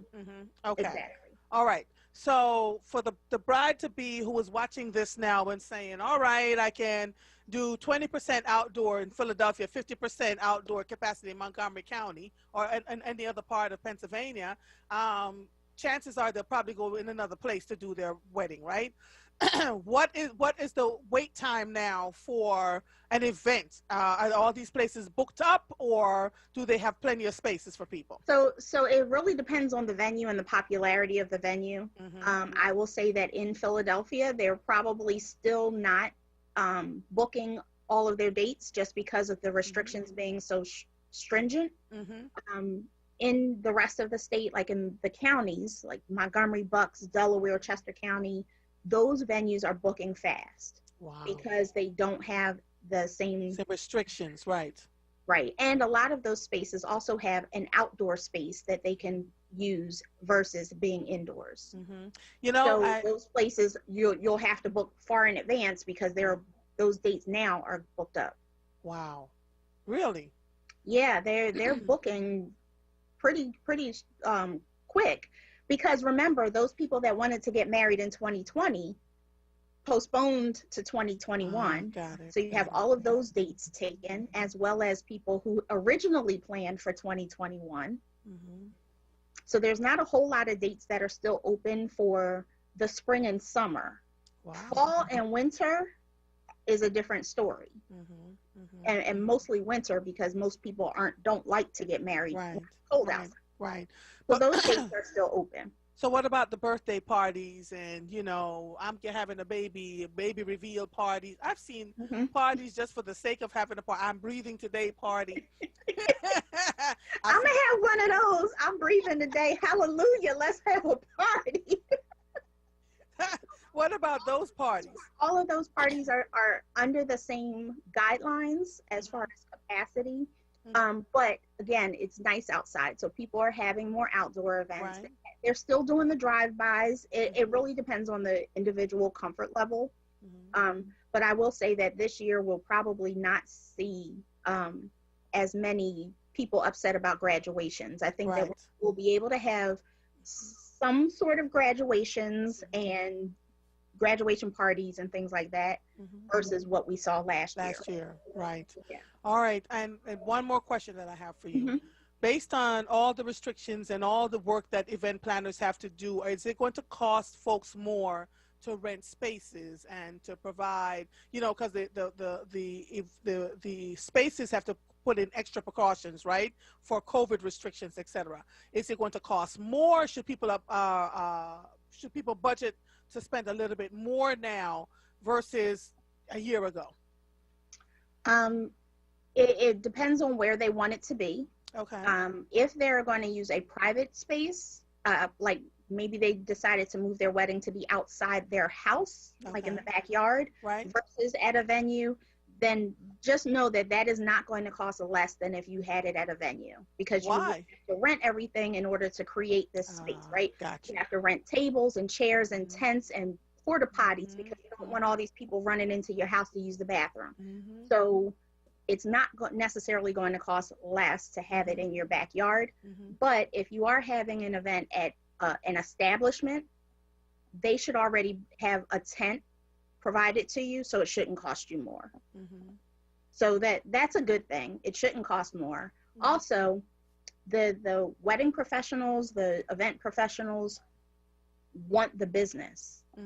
They've been pretty much out of work for a year. They want the business. So I don't think that they are increasing their prices just because of what's happening right now. Okay, that's good. Okay. That is an assumption I'm making, though. I can't speak for everybody. I did also want to mention that there is this grassroots effort to get weddings and events back up and running in Pennsylvania. So there's a website that's called letpamarryus.com. And basically they are committed to reopening Pennsylvania for weddings and special events. So if you go to that website, you can read more about it. But it really is about getting some of the restrictions to be loosened so that we can get back to work, people can get back to having their celebrations, but still doing it in a safe way. Right. So we don't want anybody to risk their lives just because we want to celebrate. But we do want the restrictions to start to be loosened up a little bit so that we don't feel like we're trapped, or that the professionals don't feel like they can't work, and that the venues feel like they can't operate. There's been a lot of wedding venues that have shut down because they haven't been able to sustain themselves over the past year. Wow. How can people reach you, Randy? I can be reached at trilogyeventdesign.com. On social media, Facebook and Instagram, it is at Trilogy Event Design. Check out my website, and there's also a contact me form there. I have a newsletter, so if you go to my website, you'll get a pop-up about how to sign up for my newsletter and get some free tips from me. So those are plenty of ways to reach out to me. All right. It's always a pleasure talking to you, man. I can't wait until we can all have a party or something. It just feels like we're in a whole nother stratosphere right now, but you've given us some excellent tips. And listen, y'all, if you want to have a party or a wedding, God forbid, do not call the wedding event planner 2 weeks before the wedding talking about I need some help. You need 6 months. Child, you need 6 months to a year. When he put a ring on it, you want to say, ooh, let me start planning now. Don't wait for the last minute. And the same thing with the parties. Give them 3 to 6 months notice, because anything can change depending on what's going on, even before COVID. We just need to practice a little bit of decorum, people. Oh, one last thing before I go. I am hosting an open house at Ridgeland Mansion in Fairmount Park on April 17th. Sorry, it's April 18th. It's not 17th, it's the 18th. Okay. April Yeah, 'cause I was 18th. like, hold on. Yeah, I know. Uh-huh. Don't be mad at me. April 18th, Ridgeland Mansion in Fairmount Park. It is an open house for engaged couples to actually come to see this outdoor venue. There's a tent, there's a secret garden. It's an outdoor venue in Fairmount Park for weddings and special events. So we'll be there from 1 to 4 on Sunday, April 18th. What's the name? What's the address? Don't get me to try to pronounce the name of that street, but if you Google Ridgeland Mansion, you can find it. I didn't even know there was a mansion, Ridgeland Yes, Mansion. it is hidden somewhere back there in Fairmount Park, but it's on the West Philly side near City Line Avenue area. I believe that the street is pronounced Chamois or something. Chamois, yes. Very good. Your mother would be proud. Your mother would be proud. Chamois, I actually would love to see that. I think we have an event that day, though, my husband and I, because, you know, folks are having parties. It's somebody's 50th party, so birthday party. So I think we have to be there that day. But send me pictures so I can take a look at it, right? Okay. And then we can talk about what's going on there. Thank you so much, Randy Hayes Martin. It's always a pleasure. We'll talk soon, okay? Bye, everybody. All right, bye-bye. You're welcome. You are so welcome. So if you want to call in now, we have a short, brief time to do this. 215-634-8065. To the WURD listeners, I try to find spaces where you can call in. I know we have the regular callers, you know, Maurice and George and Maurice, and I did say Maurice twice on purpose, North Maurice, Philly Maurice, and Southwest Philly Maurice, and we have Prince and all those folks that call in all the time. But if there's anybody else who's listening, let me just see. Lord have mercy. This just in. Utah dads to be required to pay half the cost of pregnancy. Oh. Biological fathers in Utah will be legally required to pay half of a woman's out-of-pocket pregnancy costs under a new law unique to the state that critics say doesn't do enough to adequately address maternal health care needs. Lord. The bill sponsor has presented the measure as an effort to decrease the burden of pregnancy on women and increase responsibility for men who have children. But some critics argue the new legislation won't help women who are most vulnerable and could make abusive situations even more dangerous for pregnant women. Speaking of abusive situations, I have been having this crazy conversation with my siblings about the violence in Jamaica and the amount of women that are missing or dead. And the way they're being targeted. I'm going to do a little bit more research on it, but it is absolutely frightening to me that these kinds of things are happening. And I'm a little bit concerned. So, you know, while I talk about all the stuff that's going on in Philadelphia, I'm going to talk about the stuff that's happening. The death toll in Jamaica is outrageous right now, and I can't figure out why, and why the violence is so high there, especially now since they're in lockdown in certain parts because of their COVID numbers too. So, you know, pay attention to what's going on, and not just in Philly. If your family member is in a situation and turned up missing, start asking questions. You know, if they're getting unwanted advances by certain folks and you know that they're not safe, make sure that they're getting home safe. Make sure you put a protocol in place to know where people are going back and forth. It's just a lot. It's a lot. Friendly Fred, how are you, sir? You doing? Can you hear me? I can hear you, sir. What's going on? Okay, this won't take that long, but I just want to say, count it all joy, stay in prayer, and all things through Christ Jesus, and it's all about love. And the change is coming, but you got to be patient and stay in prayer, and there will be an answer. So divine order is being directed by God. Divine order is God in control. Divine order is the flow of the Spirit as we yell to his guidance and direction. Divine government is the word truth active in our life. Divine order is living in covenant power, right standing with God. A just world, the promise of love, the wonderful world of love, joy, and laughter, eternal peace and happiness, where we will all live, love, learn together forever as one. Happiness, togetherness, loveliness, fairness, and peacefulness. A world full of wisdom, beauty, and grace, truth, knowledge, love, and understanding and righteousness. A friendly world, a guided world, a wonderful world, a peaceful world, a kind world, a gentle world, a meek world, a heavenly world, a holy world, a spiritual world, a fun world, a just world, where there be no more pain and no more sorrow.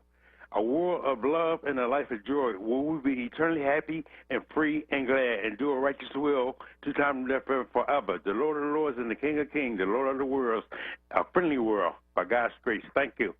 Oh, bye, Friendly Fred. Thank you so much for calling in with that. Appreciate you. Right on time.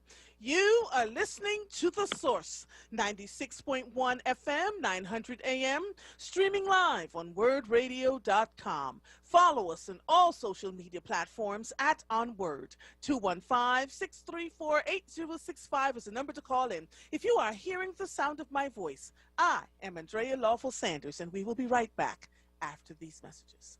A Part of Me boutique, located 3834 Lancaster Avenue, sells men's and women's clothing, shoes, and beautiful accessories. Items can be ordered if not in the store. Check out our lovely one-of-a-kind chairs with reupholstered African fabric.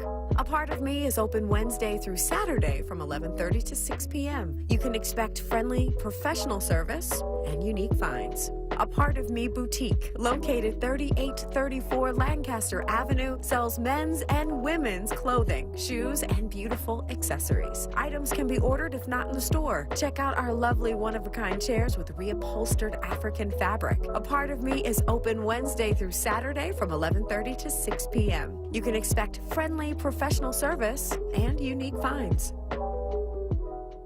The Black Words Book Club.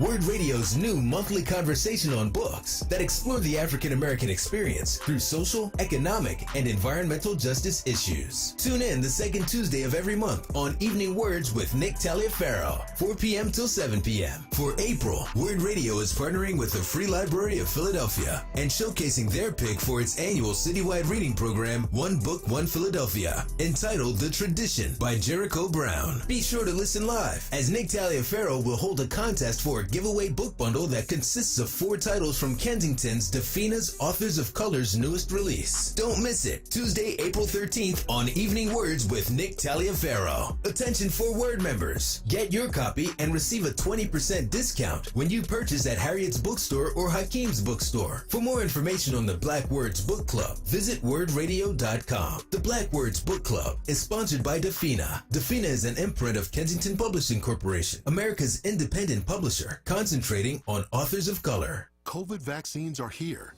and Black physicians and scientists helped to develop them. So I feel good about getting the vaccine. And with new forms of the virus now spreading, I know we need to keep up everything we're already doing. Masking up, keeping that 6-foot distance, and avoiding crowds. COVID's been doubly tough on us, so let's double down to take it down. We can do this. Learn more about getting the vaccine and slowing the spread at cdc.gov/coronavirus. Brought to you by the U.S. Department of Health and Human Services. You're listening to The Source with Andrea Lawful Sanders on WURD Radio. Streaming live on WURDradio.com and the WURD Radio app. Welcome back to The Source. If you're just joining us, we're getting ready to get into a most interesting conversation. The Pennsylvania State Standardized Testing, otherwise known as PSSAs, and the Keystone Tests are coming up very shortly. There is Christine Thomas. All right, mute yourself, Mama Christine. It's coming up very shortly, and there have been some concerns in the city and state that the young people, because of the lack of time that they've had because of COVID-19 and learning online, that they're not prepared to take these PSSAs. And so instead of rumbling around the bush about it, I began asking questions and decided that I should have a panel discussion around what the PSSAs mean. Joining us is Patricia. Let me just make sure I introduce them properly. Patricia Alford, Tamia Sapia Smith. Patricia is the National Coalition, NCNW Delaware Valley Section, Delta Sigma Theta, chair of the NCNWL, Del Vals. Tamia is an educational worker for PCCY. And then there's Mama Christine. So it's going to who needs no introduction. So we're about to get into this discussion. Ladies, thank you so much for joining us. Let me start with you, Tamia. I believe we're friends on Facebook. Your child I knew, which is so cool. How are you? And tell us what's happening from PCCY's perspective about the PSSAs and the Keystone exams. Yes, thanks so much for having me. So for PCCY, it's Public Citizens for Children and Youth. It's a child advocacy organization that really focuses on policy solutions for kids. So PCCY's position is that every child is entitled to a high quality education. What we know about the standardized tests this year is that although it's been waived in years past, the federal government has required all school districts to administer the tests between now and September 2021. It really is at the discretion of the school districts. So not all school districts are administering these tests at the same time. And of course, if it comes with the school district's discretion, there are protocols that they must follow by the federal government, meaning, the test has to be on site and in person. But again, it's up to the discretion of the school district to determine what works best under their circumstances. Mm-hmm. And so from PCCY's vantage point, is this something that will be tenable for educators and for families based on what you know right now? Well, it really depends. They have between now and 2021, September of 2021. PCCY's position on standardized testing overall is that it provides at least a necessary context or benchmark from determining where students are, and it makes sense to find some sort of, standardized way to determine what needs to be put in place in order to ensure that our students are learning. But of course, no one's under the belief and impression that students will have retained the information that they would have had they mostly been in class or learning under different circumstances. So, to that end, we strongly suggest and hope that standardized tests administered this year provide a summative, set of information, meaning information that's utilized to shape how school districts respond to teaching and learning in the future and for next school year, as opposed to a formative approach where we're looking specifically at, are the children on grade level? Have they learned what they need to know? Because obviously school districts that are in that are in well-funded school districts will have an advantage because they've had the access to the resources, the services, and all sorts of things to test differently than students who have not. So, and we encourage the use of these tests, not for high-stake purposes, because we don't want students who didn't have access to be penalized, but of course we say, use it to support where students need to grow and develop and make up this short and strange and unprecedented and difficult and stressful year. Which is right. So it's unprecedented. So mute yourself for me for a second. Patricia, nobody is arguing that our children need to have benchmarks, right? To make sure that we know where they are and where they're supposed to go. What is the issue, if you're having one, with the PSSAs and the Keystones right now? I have to agree with her, Tamia, on the fact that to test kids and then use it against them because they're not proficient on the level that they feel they should be is a terrible miscarriage of justice for those young people who have not been in a formal classroom for the whole year. And that started last year and rolled over into this year. And other districts have had, the wealthier districts have had more resources for their children than a lot of other districts like Chester, William Penn, Southeast Delco, Philadelphia, and upstate schools too. So if you're going to give them a test and you're going to hold it against them because they're not at the level, I have a problem with it. If you're giving them a test to see where they are and what needs to be done to get them to proficient or where you feel they should be, that's a whole different story. And that has not been told to us exactly what they're going to be doing with the results of the test. Right. So you do know the keystones have been in the works for years, right? And That's correct. it was a requirement for graduation. So if you have children that hope to graduate from high school, I mean, they pushed it back and pushed it back and pushed it back. When I was on the school board years ago, they were talking about the keystones and those requirements that are coming up. It so happens that this is the year that they've decided to put their foot down, and it's a federal law around you. If your child does not pass the requirements, the keystones, that they're proficient in math, English, social studies, and science, they may graduate if they have decent grades, but they will not have that particular seal on their graduation graduation transcript that says they're proficient. That can cause a lot of issues if one isn't careful. So that's the keystone by itself. The PSSAs, how that not only marginalizes the children, it marginalizes the schools themselves, because then they get into trouble when the children are not proficient. Now here's why I'm telling all of this and asking all of this. 2020 was an unprecedented year in ways many cannot even begin to imagine. Children were in school in January. By the end of February, early March, it was boop.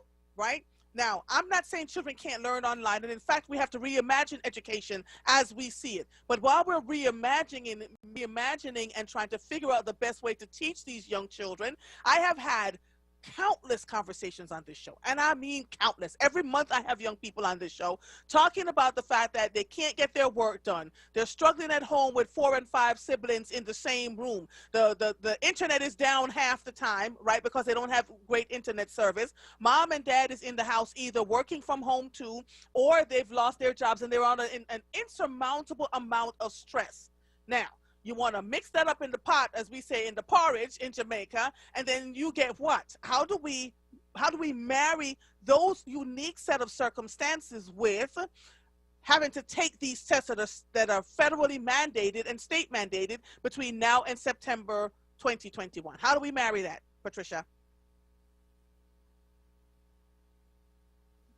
I don't really know what the answer is, because the tests weren't downgraded. In fact, each year that test has become tougher and tougher for the kids. I remember at one point, math scores were very good. Now, 61% of the kids' math scores are below proficient, and 41% of the language arts test scores are below proficient.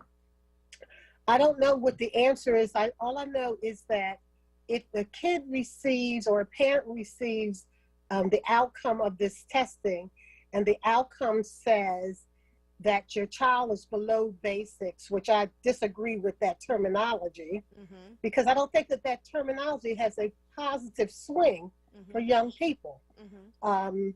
So I would love to see the state change the terminology and then give an assessment of where and what we need to do. Now, whenever we do this, it needs to be backed by money. And we already know the wealthier school districts spend much more money on their students than most of the other school districts in the district, as well as the funding formula is just stupid. But Philadelphia is slated to get $1.4 billion, the school district. This Philadelphia school district is slated to get over $1 billion in, am I right, Tamia? Just so I'm making sure.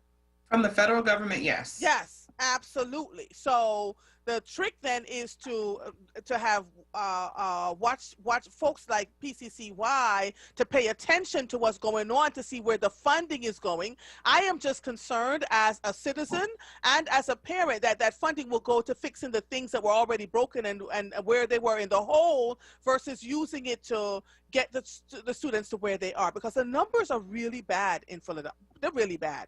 And let's be frank, they're not so wonderful in the burbs either, right? They just have a lot more fun. Definitely not. Definitely not. Let's just call it what it is, right? We try to pretend like it's so much more better in the burbs, especially for our Black and brown children. We have to advocate like crazy to make sure that our children get what they need on wherever we are living. So, Mama Christine, I have to ask you this, because what's your stance What's your stance on all of this? Much ado about nothing. So I'm here really concerned about the parents and their rights and the miseducation that's happening out there around this subject.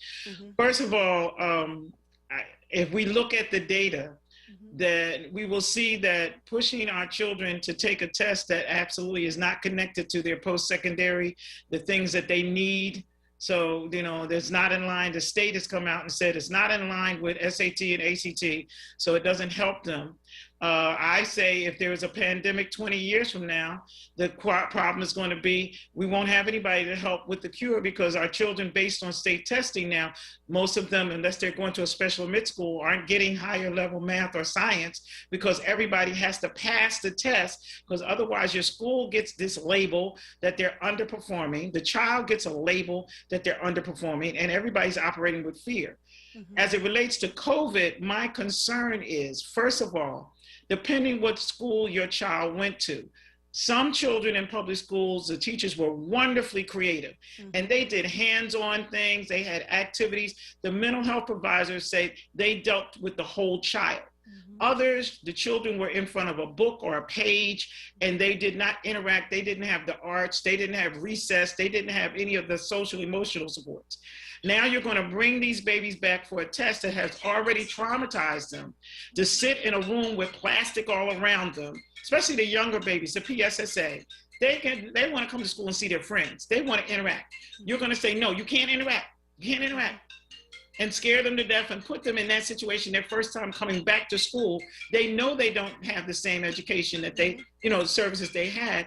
It's just worries me. And what worries me the most is our parents don't know that if they see their child is traumatized by the idea of going to take this exam, or if that parent doesn't believe that child has what they need to do that, they have a form called opt-out. And they have a right to opt out and not feel challenged, because they're depending on what school, what resources, what services. It's not really all the same, and nobody got them. We're trying to get the children to survive day to day. Mental health providers are saying these babies have been locked in. If they get to school, they want to see their friends. That's why they want to go. They want to play. They want to, you know, do all that. And then you're going to walk them in. I don't know what the school plans are, because you know, but they have to be surrounded with the plastic, and they can't be touching and singing and playing. I think it's detrimental to their behavior, to them. So let me ask this question, and any one of you can answer this. What are the repercussions if the parents choose to opt out, if any? What are the repercussions on the parents? What are the repercussions on the child? What are the repercussions on the school? To me, I'm going to ask you that first. What do you know? Do you know about the opt-out options that they have? Yes, I know that there's like parents can decide that that is not in their students' best interest and can in fact opt out of taking the tests. As for repercussions, I'm not aware of any. I think that the only thing, like one of the things that might be difficult again is determining whether or not your child is on grade level based on what's on, like, you know, in accordance with the standardized test. It's been said before that, you know, a few years ago, the test was revamped in order to align with the state standards. Test got a lot more difficult at that point in time.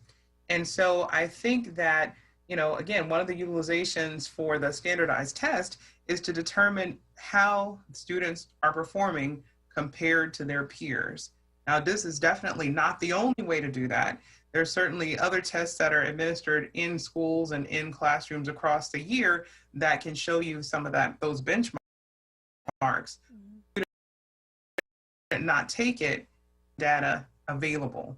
Right, and but would it impact the schools in a detrimental way too? Because then the federal government, if enough students don't take the test, if enough students opt out, wouldn't that cause an issue for the schools themselves? I'm just asking. So Jocelyn Noel said it's no detriment for the parents and students. It's more on the school due to the data they need if you are collecting federal funds.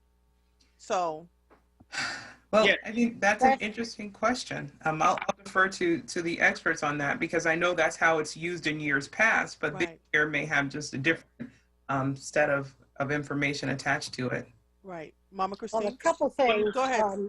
Things is they have to, in order for a parent to opt out, according to the state, a parent has to, 10 days before the tests are being administered, a parent has to send a letter to the principal stating that she wants to come in or he wants to come in and look at the test, a sample test.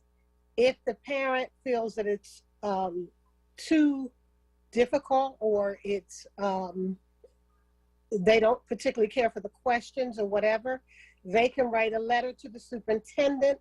It's asking, and you use a certain verbiage and say that I'm opting my child out of the testing, and which you can do, but it says because of religious reasons. Now, that's all you have to say. You don't have to say what those religious freedoms is. That's all you have to say. However, if a certain amount of kids don't take that test, it does come back on the school district. It does affect the money that they get from the federal government. So that's a big concern. Usually they want 95% of your student population to take the exam. If it gets below that, I don't know what the federal government is going to do, but they have said there will be a penalty. All right. All right, so I'm going to have to take a quick break. So then how do we come to a happy medium here in terms of getting the federal government to pay attention to the fact that we're under some unique circumstances through legislation and advocacy through folks like PCCY to make sure that they can understand and maybe push off taking some of these tests for a little while until we kind of figure it out without penalizing the school? How do we get to that place? I have to take a quick break. Hold on one second, please. You are listening to The Source, 96.1 FM, 900 AM, streaming live on WURDradio.com. Follow us on all social media platforms at onWURD. 215-634-8065 is the number to call in. We will be right back after these messages. Hey WURD family, have you heard of the new Go to Know campaign? If not, here is the deal. WURD Radio has partnered with the Colorectal Cancer Alliance, Penn Medicine, LabCorp, and the Independence Blue Cross Foundation to present the Go to Know Fit Kit Screening Campaign. The Go to Know campaign is an at-home screening test for colon cancer. Yup, you heard me right. You can take your own stool sample and mail it back for testing. Did you know colon cancer, if caught early, is 100% preventable? African Americans are 20% more likely to get colon cancer and about 40% more likely to die from it than most other groups. Plus, it is recommended you get screened if you are 45 years of age or older. So for the next 6 months, you can go to WURDradio.com and click on the Go to Know banner for your free at-home screening test. It's that simple. Again, just go to WURDradio.com, click on the Go to Know banner, and request your free at-home screening test. That's it. Go to Know today. Livelihood, WURD Radio's new initiative, connecting Black Philadelphians with jobs, entrepreneurship resources, small business development information, and financial literacy tools. Tune in to WURD Radio for our weekly livelihood segments and every weekday show. For a full schedule, visit WURDradio.com/livelihood. For more information on livelihood, visit WURDworks.com. That's WURDWORKS.com. You're listening to The Source with Andrea Lawful Sanders on WURD Radio. Streaming live on WURDradio.com and the WURD Radio app. Welcome back to The Source. You know, education is, for me, the tool that either can restrict you or give you insurmountable amount of freedom. And so we're consistently having this dialogue on The Source around what to do. Today we're discussing the PSSAs and the Keystone testing that's starting in, and Jocelyn Noel is right. If parents want to opt out, they have to do it this week because this is starting in April 12th for quite a few schools, right? So we're now April 5th. So if they want to do this, they have to quickly move. I want to caution, though, that parents don't just go and opt out, that there is a way for them to they know what their children are doing or not doing while they've been learning online, right? Or what the information that they're getting from the educators. So Mama Christine, what do you think the happy medium is in terms of making sure that the schools don't get penalized, but that the children don't get penalized either? The happy medium is that we assess the children in a way that does not destroy who they are and the schools. There's schools now where people automatically assume that they're horrible schools because they didn't do well on the test.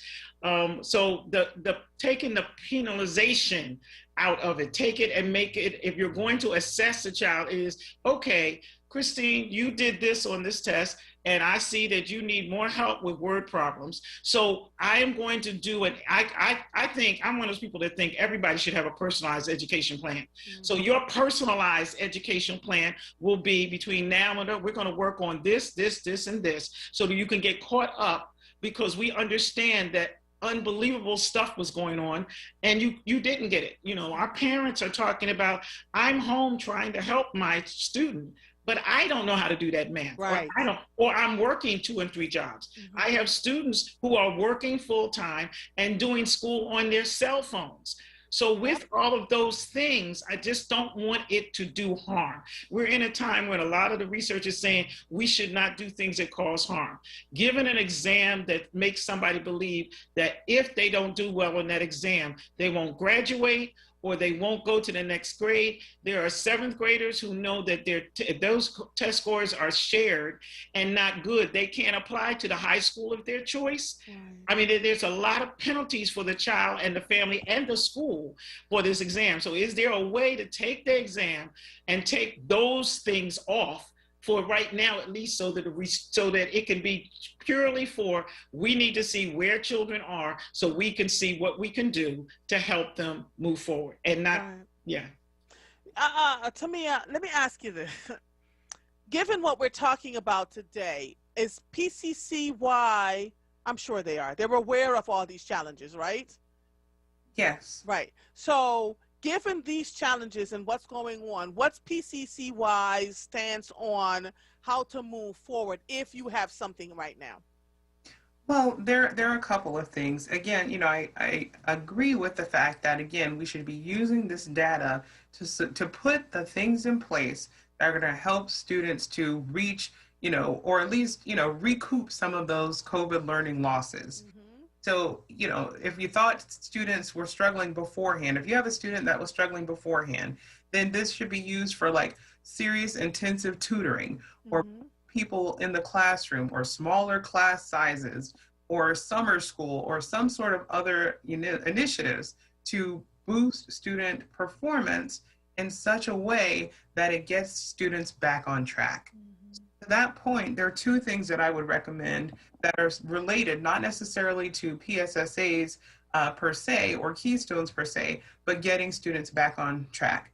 The first is that I recently wrote this report that actually specifically, to your point, Andrea, speaks about how Black and Hispanic students are doing. And that report is No More Dreams Deferred, Building an Education System that Works for Black and Hispanic Students. So I would encourage everyone to check out the report. I literally just released it 2 weeks ago. Wow. Where do they look for the report, Tamia? PCCY.org, that's our website, and it's under the research section.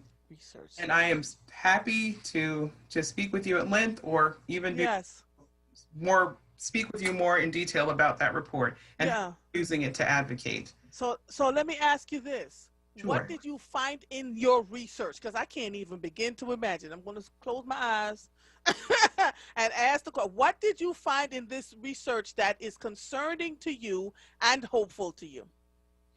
Concerning is, you know, the achievement gap, right? The achievement gaps exist, and it exists, you know, like you mentioned, even in districts that are suburban. And the gaps are really consistent, persistent, in terms of not necessarily closing. And, you know, to another point that someone made earlier, it's really and truly that children who are of color, especially Black children, are suspended at higher rates. The law enforcement is, you know, more likely to be called out. But again, this report is actually all the suburbs. It's just suburban Philadelphia, like right outside of Philadelphia. And, you know, also of concern is the access to rigorous education, like rigorous courses. So this report looks at it holistically to say, again, it isn't, and of course, education funding deficits. There is, you know, the more colorful the school district, likely it is to be funded well. And so all of these factors together impact how our students are doing. It's not the students who can't achieve, it's the combination of factors that are put together and without systemically addressing those issues that lead to the performance gap. That's what I found. I thank you so much. I didn't. That report speaks directly to conversations we've been having for years now, right? About children not being challenged to operate at their highest level. So when they go and they say, or a parent will go and say, "I believe my child can move up." Well, no, they can't. You know, research has shown that Black and brown children can't learn at the same pace as their partners, their peers, and they're likely to fall behind in the gap. And then it discourages the parent, discourages the child. So those soft things that have been consistently happening for years that we think are only happening in the city schools. So even though the suburban schools have funding, they're still finding ways to hold the children back, right? In ways that are subversive and open. So when you put those pieces in place and understand that these tests are here, whether we like them or not, how do we, thank you, Tamia, I appreciate it. How do we move forward, Patricia? How do we move forward? Okay, I think I have to agree with Tamia. We have to look at reports that talk about the inequities of brown and Black children. Like it or not, it's there and it's not going away. And just like you reported, it was there 20 years ago, it's worse now. Yes. So that definitely has to be looked at. And what also needs to be looked at, what exactly does each child need to get to where they need to be? Let's take math, for example. If they need to learn their timetables, then that's what you need to work on with them, because a kid could be very good in one part of math, but the other part of math be lacking. Right. And the test does tell you somewhat where the child is lacking in, and that's what we need to work on. You can't bunch of kids together and think they all have the same issue. They don't. I had two girls, totally different way they learn and learning styles and whatnot. So we have to do that with our kids. Then we have to give them the resources. Give us the teachers back that they cut. Years ago, we had a lot of teachers that did that, pulled children out for a short period of time to work on those things that they're having difficulties with. And then they went to their regular classes, but they were pulled out just for some small remediation. That's what we need to do. And we need to stop calling it below basic, and we need to stop not proficient. We should use more gentle words like moving, have made some progress, something that's much more positive, because when you use certain kind of words, they become negative connotations. Right. We have 3 minutes left, and Governor Corbett especially gutted public education. We're still trying to recover and recoup from that. And I specifically remembered, and so folks think, well, you know, the suburban school district, the urban school district. Let me tell you something. They were moving all the printers out. They were cutting teachers. They were cutting staff in ways that folks couldn't even imagine, because they were trying to figure out how to manage on less funding to support their schools and making sure that they didn't impact the students themselves. What is the impact on the educators now? We're talking all this about the students and the children. What's the impact on the educators who are expected to turn water into wine when they haven't had the tools to do what they needed to do to help these young people? Well, first we'll start off with, there's a shortage of teachers in the state of Pennsylvania. Yes, there is. Yep. So if a teacher is absent, there's a very good chance there's not going to be a substitute teacher in there. And a lot of young people have gotten out of teaching. We need to try to encourage more young people to go into the teaching profession and to prepare them for going into different kinds of classes. We need to cut this 30 kids in a classroom, okay? Yep. I'm a mother. I have a hard time with 2. Now, can you imagine somebody in there with 30 kids? They need to cut the classroom size. Cutting the classroom size allows the teacher to give more attention to each child in the classroom. So I could go on and on and on about it, but those are just some ideas and some thoughts that we need to get back to, because there is a teaching shortage. And I don't think it's going to get any better until they change the perspective for the teachers. You know, I'll have to give kudos to the teachers because they're doing an outstanding job under very trying situations. So I thank every teacher that's listening. You're doing a good job. Thank you. I appreciate that. Thank you. Mama Christine, you get the last words because I've got like 30 seconds left. 2 seconds. So I'm a voc ed person, and I believe that the idea that they have cut all of that out of schools, vocational education. So when I was teaching, I could teach math. If you were going to make a sweet potato pie and there were going to be 5 people, 4 people in your group, 2 people in your group, or 6 people in the group, how do you want to do it? Well, they figured out that if there's 2 people, I got half a pie. Yes. So it was hands-on learning with the bookshop and all of that. That's the kind of learner I am. I'm a hands-on learner. I learned about A squared plus B squared equals C squared looking at an overhead projector. All those things have been cut from our school because of funding, and they need to put those things back in so that we can address the learning style of the child and help them learn that information in different ways. And I definitely agree that the teachers are leaving because they feel underappreciated. They are underpaid. Underappreciated, underpaid compared to a lot of their peers. And now a lot of rules and regulations, which is not for this show, I just heard about, are there where if there is 1 or 2 incidents, they not only can lose their job, they can lose their state teacher's license. So they'd rather leave and go to a private school or a faith-based school because they don't want to lose their license. And they're not being represented. And I'm an old union rep. It's like, how is that happening? They're in front of our children.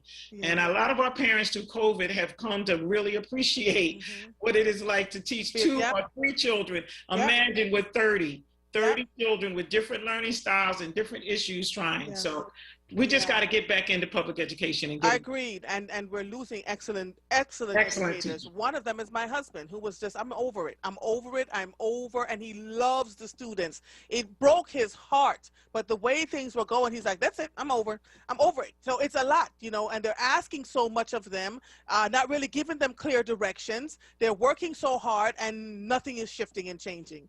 And so, we have a teacher shortage in Pennsylvania. It's about to get worse. All right. Thank you both all so much. Tamia Sapia Smith, Mama Christine Thomas, and Patricia Alford. Thank you all so much as we discussed what's happening with testing, the PSSAs, and the Keystones. This was an excellent segment. Have a good afternoon, all of you. Bye-bye. Thank you. Thank you. You're welcome. Bye-bye. You are listening to The Source, 96.1 FM, 900 AM, streaming live on WURDradio.com. Follow us on all social media platforms at onWURD. 215-634-8065 is the number to call in. We will be right back after these messages. Nappy Style hair products are formulated for today's black men and women's hair, embracing ancestral hairstyles. Come and experience these products. Beard oil for men, cream paste, and napping gel growth oil for braids. Go to www.nappystyles.com or The Movement in Mount Airy, 7133 Germantown Avenue, or African Cultural Art Forum, 221 South 52nd Street, or Culture Exchange, 1450 Point Breeze Avenue. Be happy to be nappy. Hey folks, WURD members are invited to tune in every second Tuesday of the month with me, Nick, for a chance to win a book bundle of the newest releases from Kensington Publishing's culturally oriented Dafina imprint. I'm Henry Louis Gates Jr. We are people of resilience. No matter what happens, we fight through the pain. We protect our traditions. We uphold our excellence. So let's protect our lives. With vaccines, we can trust. We can do this. To learn more about COVID-19 vaccines, visit cdc.gov/coronavirus. Brought to you by the U.S. Department of Health and Human Services. This is WURD Radio, 96.1 FM and 900 AM WURD Philadelphia. Black Talk Media. You're listening to The Source with Andrea Lawful Sanders on WURD Radio. Streaming live on WURDradio.com and the WURD Radio app. Welcome back to The Source. Before we get to my next guest, I just wanted Tamia Sapia Smith to give us a little bit of update from PCCY. There's an event coming up on Friday. Let them know, please. Yes, you may have heard, like Andrea mentioned, that there's a ton of federal dollars that are coming in for children, an unprecedented amount of funding.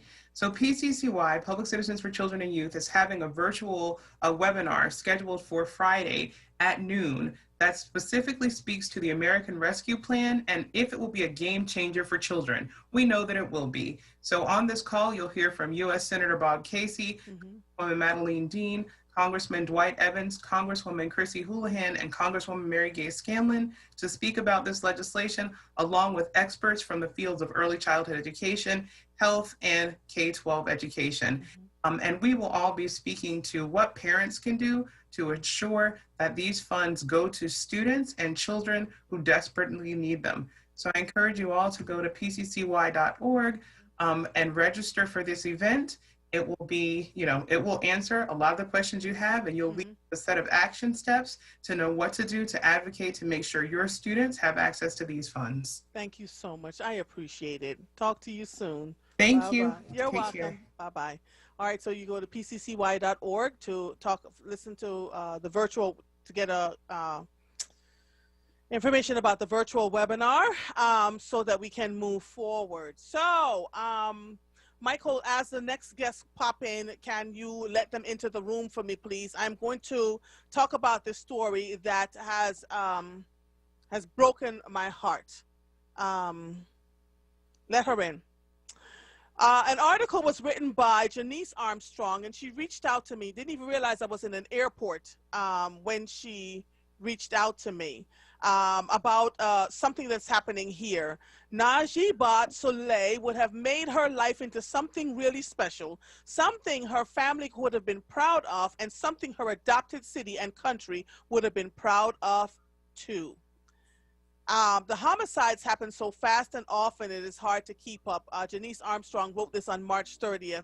An 11-year-old boy fatally wounded while riding a scooter on Friday. A 21-year-old man shot and killed Monday during a fight at the Philadelphia Mills Mall. A 24-year-old beauty pageant finalist gunned down outside her parents' house. That last homicide didn't attract a lot of media attention when it happened on March 12th. But when I learned about it, it stopped me because her death really should have been front page news. Najibat Soleil had just gotten her master's degree in public health at Westchester University and was looking forward to earning a doctorate. She was a young woman with big dreams who didn't mind doing the hard work to make them come true. Why would someone kill her? Soleil had been at a girlfriend's house on March 11th eating onion rings, French fries, and wings and watching Netflix.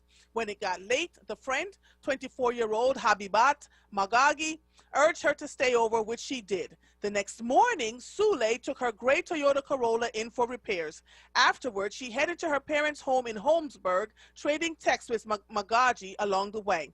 As Soleil sat in her car outside her parents' house in the 8800 block of Frankfurt Avenue, at 5:54 in the evening, a grown man approached and shot her multiple times.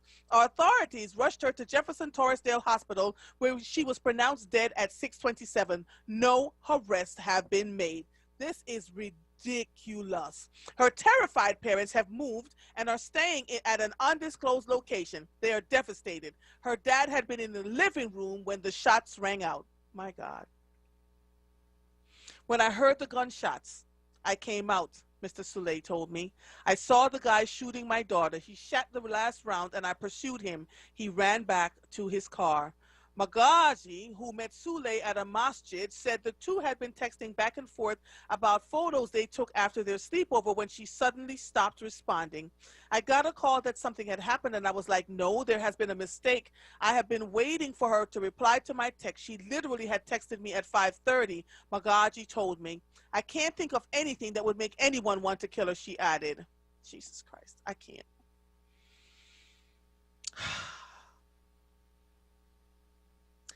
Hi, Fatia. So this is impacting me, right? Yeah. Yeah. It's okay. Mm-hmm. At what point do we see that we have, so I deliberately didn't read the story ahead of time because I can't take the trauma. I'm traumatized by all these useless, senseless killings. Have you found her parents? Did you text them and let them know to come into the waiting room? To come into the... Yes, I have alerted her younger sister let them up. Okay, just tell them to click into the link, and Michael will let them in.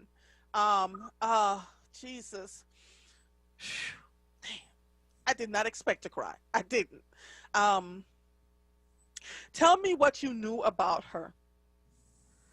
So Najee, as everyone calls her, was a there. So whenever she was the type of person that if you walk into a room, if she walks into a room and the room is boring, she makes sure the place gets lived up. Her personality was big, bubbly, always liked to support people. I mean, anytime there's any event, a graduation, a party, any type of function, she was always there to support people. She was always there to help people. Najee loved to take pictures. So her and I were roommates for a young adult summer retreat with the Nigerian Muslim community back in 2019. So we were in Puerto Rico and she was my roommate. And I remember just thinking, gosh, she's like the little sister I didn't realize I signed up for. She loved taking pictures. She loved being around people.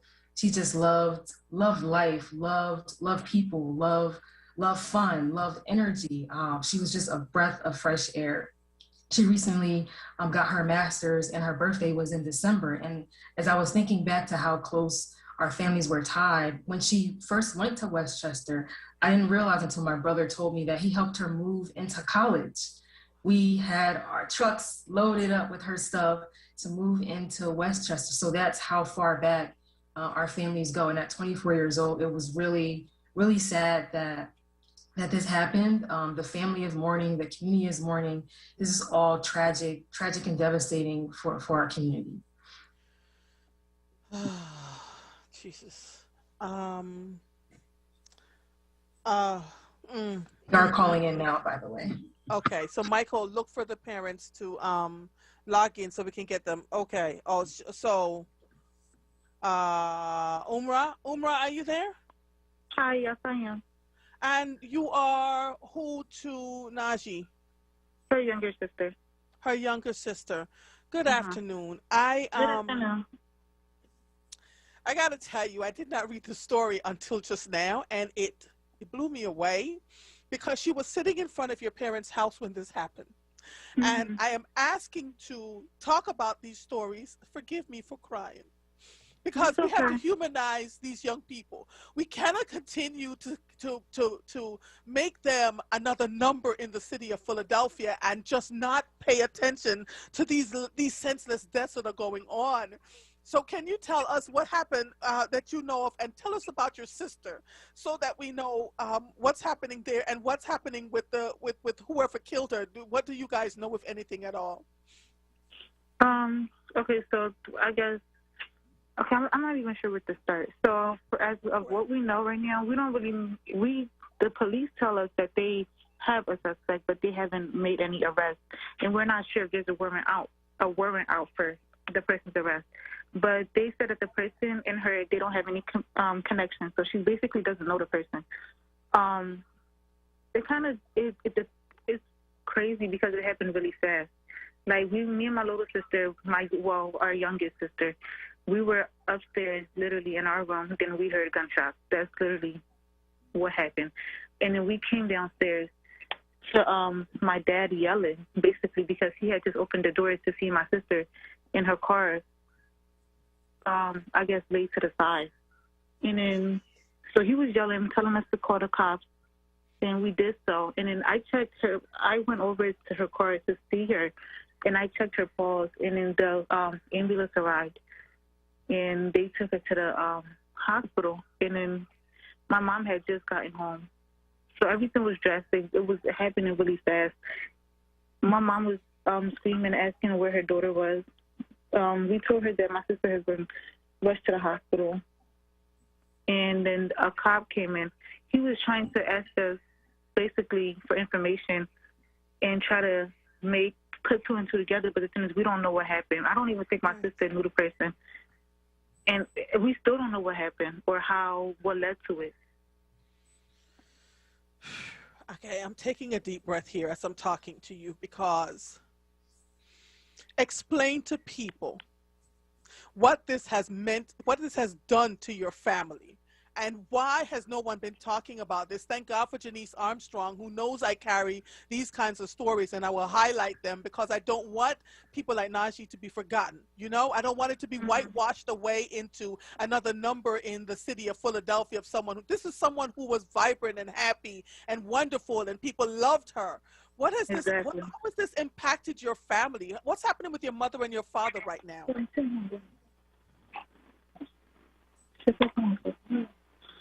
It caused a lot of it caused a lot of pain. It's stress. It's caused a lot for our family. We didn't expect this at all. We didn't think anything like this could ever even happen to us. We see this on the news and we're like, oh wow, like we feel bad for the family, but to actually be going through what a lot of these people go through, we understand how much pain this brings and the conflict and inflict that it causes into people's lives. It's hard, and I don't know what else to compare it to. Yeah. So I just lost a friend of mine suddenly, and that was so searing and crazy, and I couldn't function for 3 weeks. What can we do to help your family right now? Just shine light on her story. We want whoever did this to be found and caught in. I'm losing you. You got low for a second there. I'm sorry. We just want justice to be served. We don't care what happens. We just really want justice. That's what we want for her. There's nothing anybody could do because nobody can bring her back. So the least they could do, we just want justice for her. Fatia, you knew her, right? What do you think, Jesus? So when the family members talk about justice, this is what I have been harping on for I can't tell you how many weeks. I spoke to someone who knew the 11-year-old boy, Harley, who was gunned down while riding his bicycle. I spoke to the family of the 15-year-old who was playing, Antonio Walker Jr., who was playing on the basketball court when he was gunned down. All of these cases are people who are just innocently being taken down. What I am asking for, and I want those of you who are listening to me to hear me very clearly, if you know who these people are that are committing these crimes, if they're your son, if they are your granddaughter, if these adults, if they're having guns in the house, you know when they're doing things that are not right. And I get it, sometimes we're afraid of our own offspring, but if you know something, say something. We cannot continue to have all these unsolved murders out here and the trauma that it's causing to so many family members. What do you think Najee would have? Let me ask her sister this first. What do you think Najee would have accomplished had she lived? Explain to people what her dreams and goals were. Okay, so first, she started her PhD. So firstly, she would have completed that because she already went for her. She already got her degree. She already got her master's. Like, she had a lot going for herself. I know my sister was also talking about having a business, and she talked about having a couple. Like, she could never really make up her mind, but I knew that was something that she wanted to do, like just be a business. She started one, and I think she was still doing it. She was still in the process of the business, but she would have had definitely a lot going, not just in America, even in Nigeria. She had a lot going there too. Like, she had a lot going everywhere. Yeah. Like, she lived her life to the fullest. Yeah. As immigrants, what has this left? What has this done to your family? I read through Janice Armstrong that you moved to an undisclosed location. What has this meant to you as immigrants? Because see, I'm an immigrant too, right? And we are here, and we are hoping for a better existence, and we want what is best for our young people that we give birth to. What are your parents thinking of now in terms of, are they Jesus, I don't even have words. You literally have left me astounded by this, because there she was just sitting in front of her parents' house. That is just unconscionable to me, right? Somebody she probably didn't even know. So what is the feeling that has been left with your parents now as a direct result of this happening? Because how many of you are left now? How many other siblings are there of you? Now it's just two of us. Two of you. So can you at least give me a little bit of what has this done for your parents in terms of, are they planning to stay in America? Like, because it's hard, right? When you lose a child like this, and you emigrated from another place, so are they thinking about going back to Nigeria? Are they staying here? What does that mean for you and your sister? Are you younger or older than Najee? I'm sorry, I didn't get that last part. Are you younger or older than Najee? Oh, I'm her younger sister. You're her younger sister. Mm-hmm. So your parents, I guess I'm trying to figure out, has this left a bitter taste in their mouths because this is unsolved? This was not called for. She didn't know the person. Like what are their thoughts right now? If you can give it to me right now. So she didn't know the person. My parents thought of everything as they came here for a better lifestyle and for just a better living for us, their kids, their children, to go to better schools, have a better education system, be something better. And now my sister, she was doing better, and she was snatched by gun violence. And we just feel as though the government or whoever should take more precautions and look into gun violence more. Like, they should do something. There's been ever since this happened, I wasn't really in serious penalties, but I wasn't much aware of the gun violence. But now, ever since this situation has happened, I've kind of opened my eyes more. I've done more research, and it really has been a lot of gun violence. It's actually an unbelievable amount of numbers as to how many people are dying. You can't even count how many people are dying each day. Yep. My mom is my mom is really down about this, and I mean, she should be. Any parents would be. Like, I don't know. I'm just really, we're stunned. Like, when it first happened, I still couldn't wrap my head around it. Like, it was very, I didn't know how to react. Like, I was very stunned because I've never had somebody so close to me. I've never lost somebody so close to me.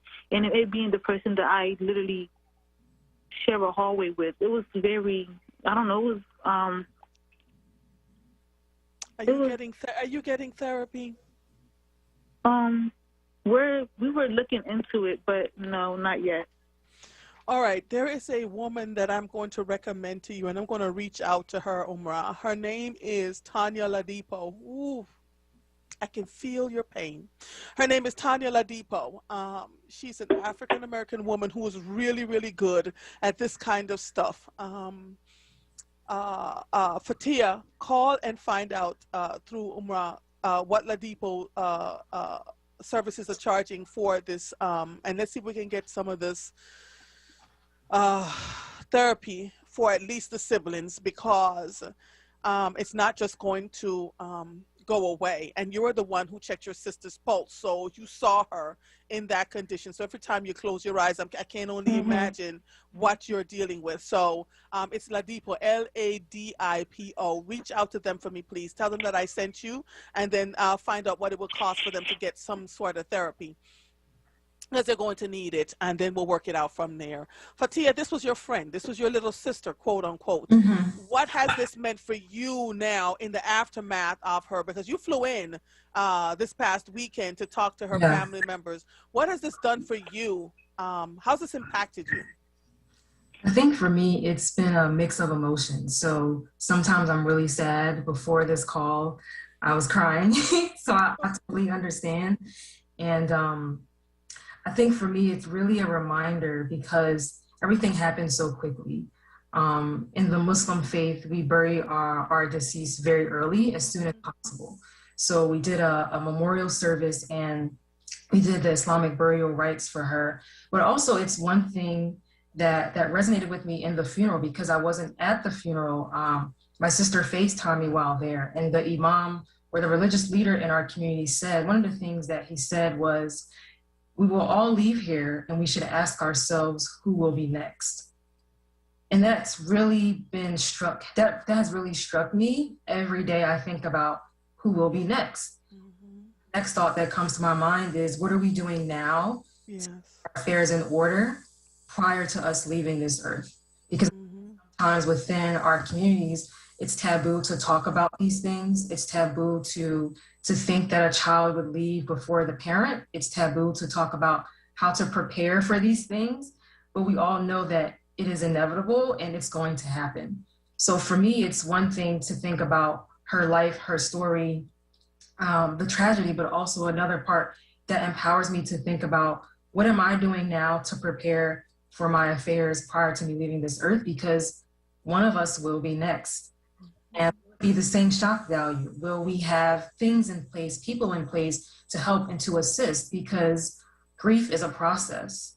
Grief is something that we all will go through at some point in our lives. We want to make sure that we have the support necessary and needed to deal with that. Najee wanted to be a businesswoman. I remember talking to her maybe a month ago about how she said, I'm tired of working. I just want to do something and like have my own business and work my own hours, wake up when I want to. She loved to talk about being free, just having the freedom to do things that she likes, to do things that she adores, but also a part of her that not many people know is her personal development. She wanted to be closer to God. She wanted to be a better Muslim. She wanted to just do things better. And she would every once in a while text me and say, do I have any podcasts to listen to, any movies or any music to listen to that are inspirational, uplifting, but also religion and spirituality based. So I would send her some of the things that I listened to or watched, and she would always check up on me. So the day before I heard what happened, I even thought about texting her. I was like, oh my God, it's been so long since I've spoken to Najee. Let me text her. But I never got around to it. I don't know why, but I just never got around to sending a text. At this point right now, it's even hard to delete her name out of my phone. I would be looking through something and randomly would see her name pop up. Or if it's on Instagram, I would see she liked the post that I didn't realize she liked. So those little things here and there come in for me every now and again. But it's definitely something that I think for myself and my family and my community, we really want to get justice. We really want to support the family. We really want to keep her memory alive. So one of the things that we've been doing is trying to facilitate a tree planting ceremony for her, because in the Islamic faith, when you plant a tree, you get blessings for it in the grave. So everyone that benefits from that tree, every creature that gets shade from that tree, gets fruit from that tree, she will reap those rewards. So keeping her memory alive, one way that way would I think would do wonders for our community. Thank you both so much, Umrah. It's been I know this was not easy for you to do this interview. I want to thank you. We're going to follow up with you in terms of therapy to make sure that you get what you need. And Fatia, I am one of her mentors. So if you need anything, make sure you reach out to Fatia and we'll be able to support you in any way that we can. Please hug your parents for me, please. Okay? Are you listening to me, Umrah? Please hug them. It is unimaginable. No parent, and I mean no parent, wants to live that horrific nightmare. And so give them the hug. Tell them from one immigrant to the next, from one human being to the next, from one parent to the next, my heartfelt thoughts and prayers to all of you. And I'm going to follow up with you all, okay? Okay, thank you so much for doing this.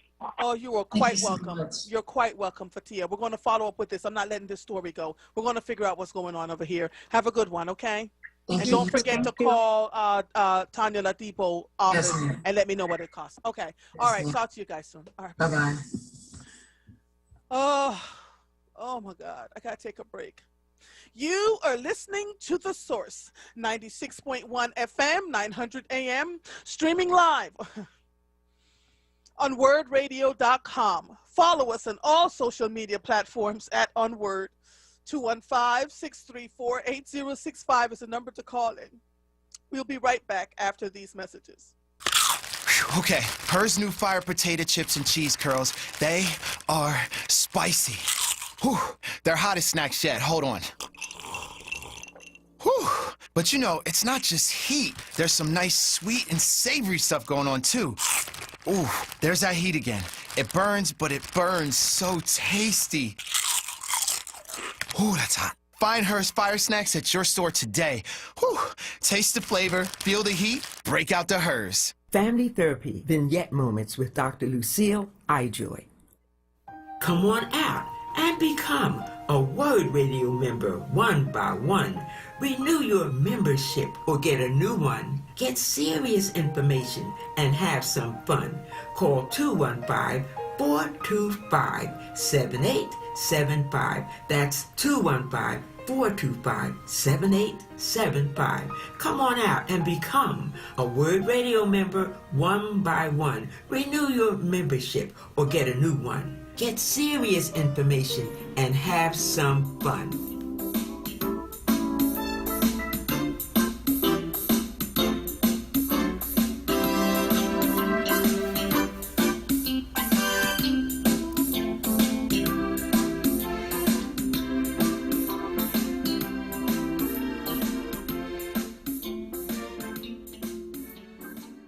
Tune in to More Than That with Gia Peppers live this Sunday, April 11th, or wherever you listen to podcasts. This episode of More Than That is brought to you by Pampers, who is committed to helping mothers thrive for every baby's happy, healthy development. Pampers, made from love. You're listening to The Source with Andrea Lawful Sanders on WURD Radio. Streaming live on WURDradio.com and the WURD Radio app. Welcome back to The Source.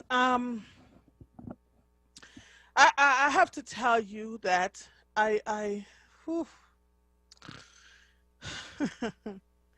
let me say this because let me tell you why I am having such a hard time with this. I talk about education quite a bit on this show, and it is incredibly purposeful because one of the things I talk about is this. And I'm going to read it to you. A child with no hope becomes an adult that will take yours. We sit in our ivory towers of snootiness, thinking our biological children are doing well, so this isn't our problem. That is until your child is impacted harshly by the one who's away. The lack of a solid education is a beast. There are always consequences to our actions. And when I hear the story of Najee,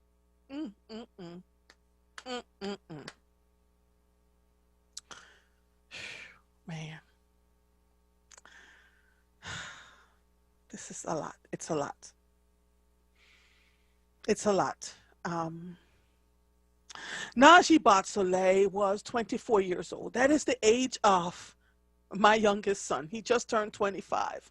We all have big hopes and dreams for our children. We want to make sure that they get a good, solid education. I had to fight like hell to make sure that they were given the education that they needed because the assumptions were made. But I am under no illusion that the fight that I had to go through, that there are other parents who don't have the same capacity because they're struggling to pay the mortgage, struggling to pay the rent, struggling to pay the bills, and are being underpaid because they're having all kinds of issues themselves and don't know how to navigate the school systems. It is criminal when we don't give children access to education and then they think that the only thing that they can do is go out there and murder people, right? It's become cool. I have been having conversations with young people on this show where it has become absolutely cool to take people's lives, to have bodies underneath their names, to be bullies out here because it's the only way they're going to get some love and attention.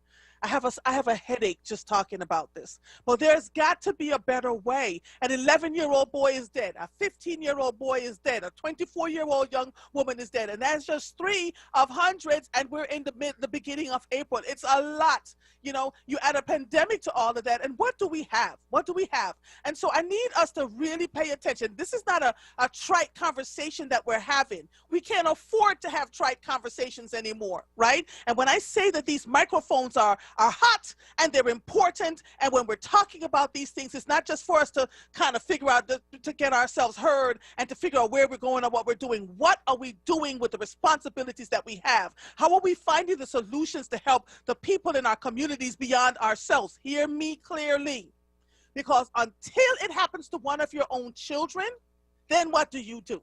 Are we going to wait until it happens to one of our own children? We're praying and we're doing the best. And their parents, Najibat she graduated from college, got her master's degree, was working on her PhD, was the typical 24-year-old living her life, sitting in front of her parents' house when she was gunned down by somebody she didn't even know. So we can't even sit in our cars now. We can't even, you know, we have to pay attention to everything that's going on around us. Everything is, we're in a heightened space of madness in this country and in this city. And let me also be very clear. This is not just happening in Philadelphia alone. When you look at Detroit and Chicago and everywhere else, every urban environment, the stress and the anxiety that has been imparted upon us over years and years and years is taking its toll. So while Derek Chauvin is on trial for the murder of George Floyd, what about the amount of people who are supposed to be teaching our children and are murdering them by not giving them the proper education, by murdering them by not telling them that they're capable, murdering them by pushing them through first, second, third, fourth, fifth, sixth grade, and they get to high school and can't read, doesn't know how to do 3 times 4, can't spell the word chicken. That's murder. That is literal, because then that person becomes a 17, 18, 19-year-old who feels that they have no value and don't know where they're going to go, because if you're a walking illiterate and you can't read a simple sentence, or you don't know how to do math, we have a problem. We have a problem. And so I hope to never get so jaded that I am not impacted when I hear about these things. I pray that we continue to get ourselves together and figure out what is going on in this city and stop having the foolish conversations about, well, who do they think they are? Stop it. Stop it and start to pay attention to what's happening to our children. Because let me tell you this, for those of us who think we're in ivory towers and our children are in private schools and they can't be touched and they're moving to other cities and they're traveling all around the world, their lives could just be easily taken when they're traveling to wherever they're going by someone who feels that they have no hope. Don't ever think for a minute that because you are well above the scale in life that your children's lives or your lives cannot be impacted by what's going on by someone who don't have any hope. Right? It's at college, it's when they're on the train, it's when they're on the plane, it's all kinds of things. And so you must continue to be prayerful and vigilant. And not only that, while you're helping your own children, help someone else too. Please, please, please, please. I'm going to move on, because this is impactful for me. And also, when you're raising your children, raise them to be responsible in the fact that they turn around and start to mentor someone coming behind them. That there's not enough for them to go off to college and travel the world and make big money, that they're to think about others other than themselves. Because we're raising I'm seeing too many selfish adults who were selfish children who were given the tools to do what they need to do. You can't have an action without an equal or greater reaction. So when you think you're not impacting people, ignoring folks and pretending like the lives that are at stake here doesn't belong to you because it's not happening to you is a problem too, right? Emmett Till's mother said the same thing. She didn't think about all the lynchings from the trees and stuff because it wasn't happening to her. And then when her son was accused of whistling at a white woman who, by the way, in the last couple of years said she told a lie, that boy was killed and disfigured. Right? When are we standing up for the children? The village is on fire, y'all. The village is on fire. Our children are dying. When did it become okay for our children to not be off limits? When did it become okay for us to be murdering our women and our children and not even give a diggity dang? When did it become okay for that to happen? Right? So, I'm there. I am COVID testing, free testing site, the Black Doctors COVID-19 Consortium. I do this every single show. And so I just want to let you know the priority phases, although it's starting April 19th, everybody will be able to get vaccine 18, 16 and older. Right now, they're still in phase 1B, high risk for exposure and perform essential duties, police, paramedics, EMTs, and firefighters. Persons living or working in high-risk congregate residential facilities, prisons, shelters for the homeless, residential drug and alcohol treatment, psychiatric facilities, you can go get a vaccine. Service providers required to do home visits or visits to high-risk congregate settings, staff at senior centers, day programs for seniors and those with intellectual disabilities, you can go get a vaccine. Persons age 65 plus, you can get a vaccine. If you are a food distribution, prep or service worker, you can get a vaccine. A frontline child or public-facing staff of childcare, K-12 schools, libraries, and recreation centers includes custodians and food preparation staff. You can get a vaccine. First, excuse me, Lord Jesus. I can't even. Persons with the following high-risk health conditions: cancer, chronic kidney disease, chronic obstructive pulmonary disease, COPD, heart conditions such as heart failure, coronary artery disease, or cardiomyopathies, myopathies. You can get a vaccine. If you're a factory manufacturing worker whose work conditions require them to be present in person at sites with 20 or more people per room, and those that are not able to consistently maintain 6 feet of distance and masking while at work, you can go get a vaccine. Clergy can get a vaccine. Immunocompromised state from solid organ or bone marrow transplant, immune deficiencies, HIV, use of oral corticosteroids, or use of other immune weakening medicines, obesity. If you have a body mass index of 30 or more, you can go get a vaccine. If you have sickle cell, if you're a smoker, if you're type 1 and type 2 diabetes, Down syndrome, pregnancy, and people with intellectual disabilities, you can get a vaccine. They're doing now 1C, which are sanitation workers. I'm doing this on purpose because people don't know. They hear 1B and 1C and they don't know. If you're a sanitation worker, maintenance, janitorial worker, note that those working in schools and daycares are eligible in phase 1B. Utility workers, except those frontline workers included as service providers. Higher education, finance, public-facing, non-remote positions only. Transportation, airport and train workers, taxi ride share drivers, constructions, IT and telecommunications, press, people who are in the press, 1C, which are us. Those of us that are in the press now can get people in the legal community and public health. Today, COVID-19 vaccinations are happening.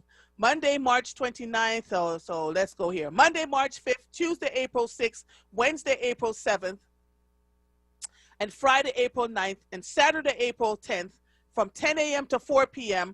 at Deliverance Evangelistic Church, 2001 West Lehigh Avenue. They're giving the Moderna and the Johnson & Johnson vaccine. Again, Monday, Tuesday, Wednesday, Friday, and Saturday of this week. The only day they're not at Deliverance at 2001 West Lehigh Avenue is on Thursday.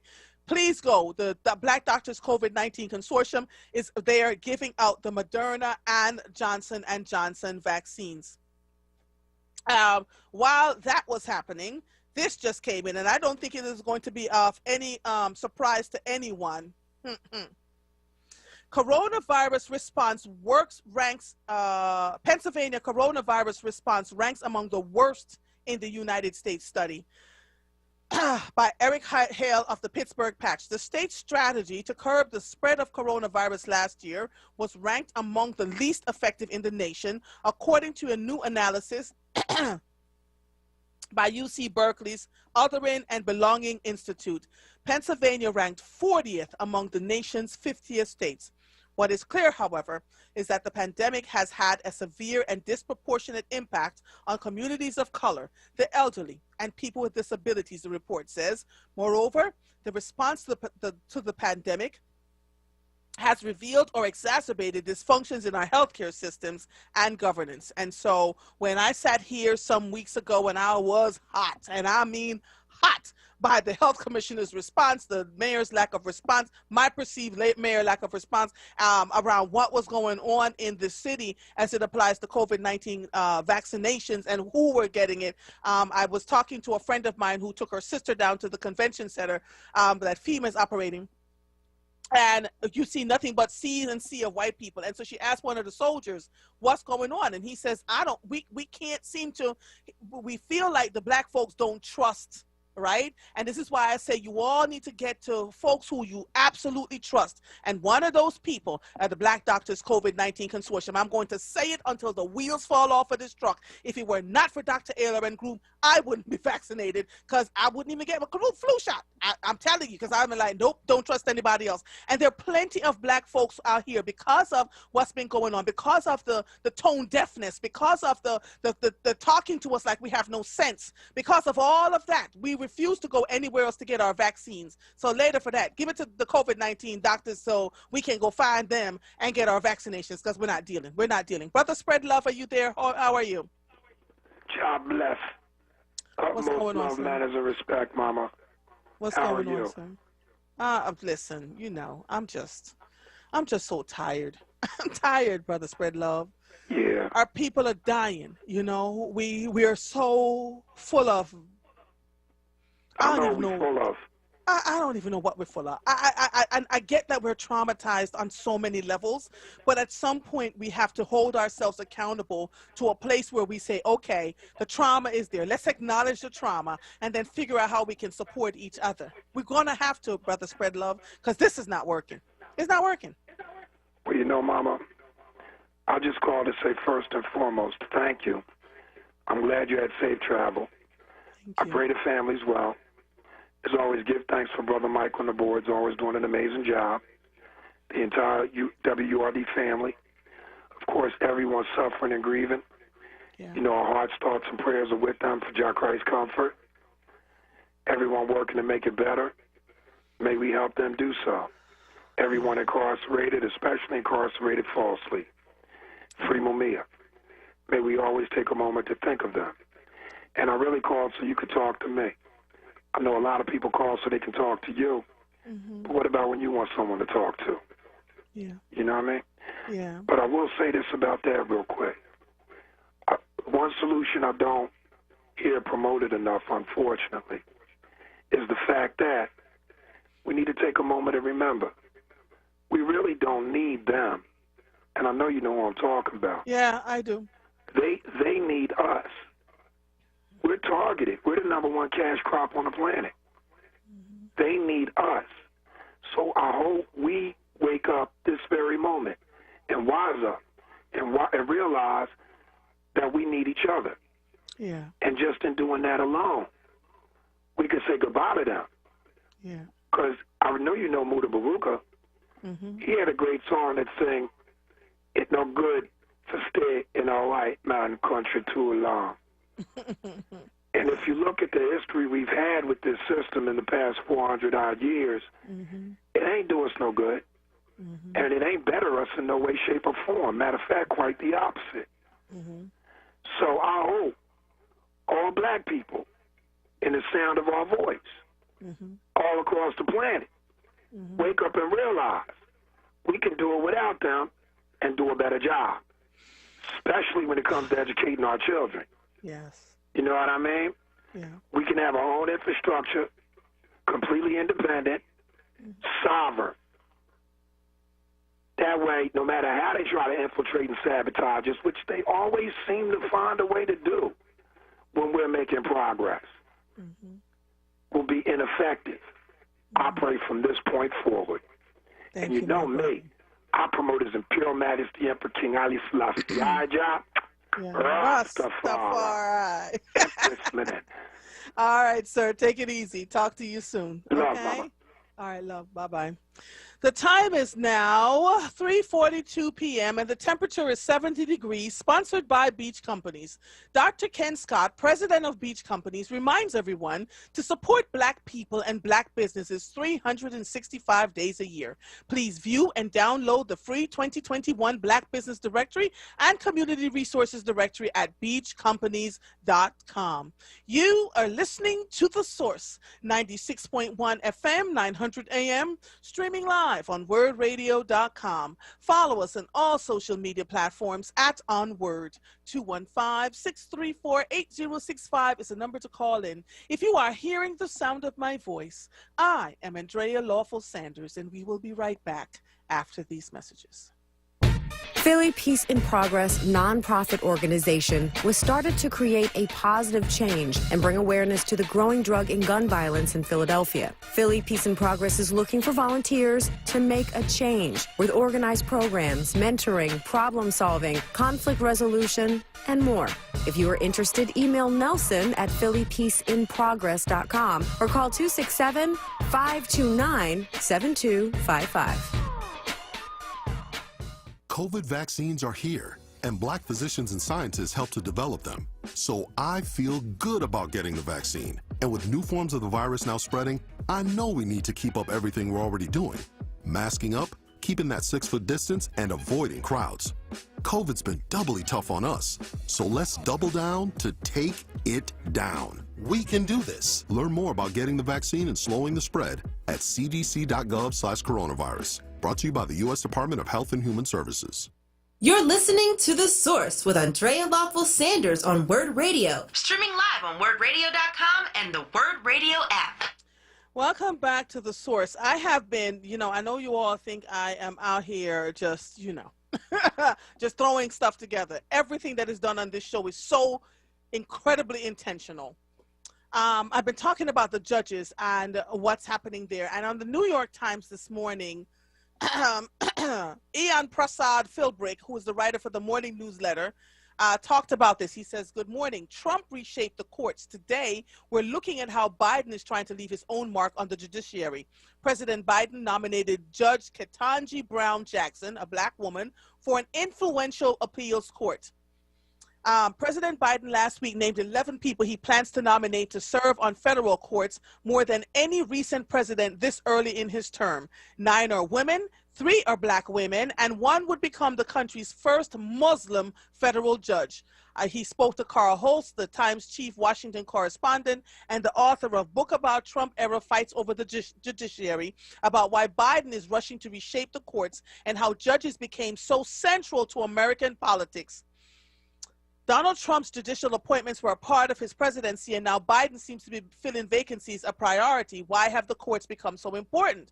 Carl says because the courts are deciding our political fights now: climate change, voting rights, immigration, redistricting. Because the legislative branch is so stuck, the courts are getting to be the arbiters. They have been amplified as a political issue because of their increased importance in deciding big, cutting-edge issues. This is why I keep talking about these elections and why they matter locally, statewide, and federally. Why is Biden in such a hurry?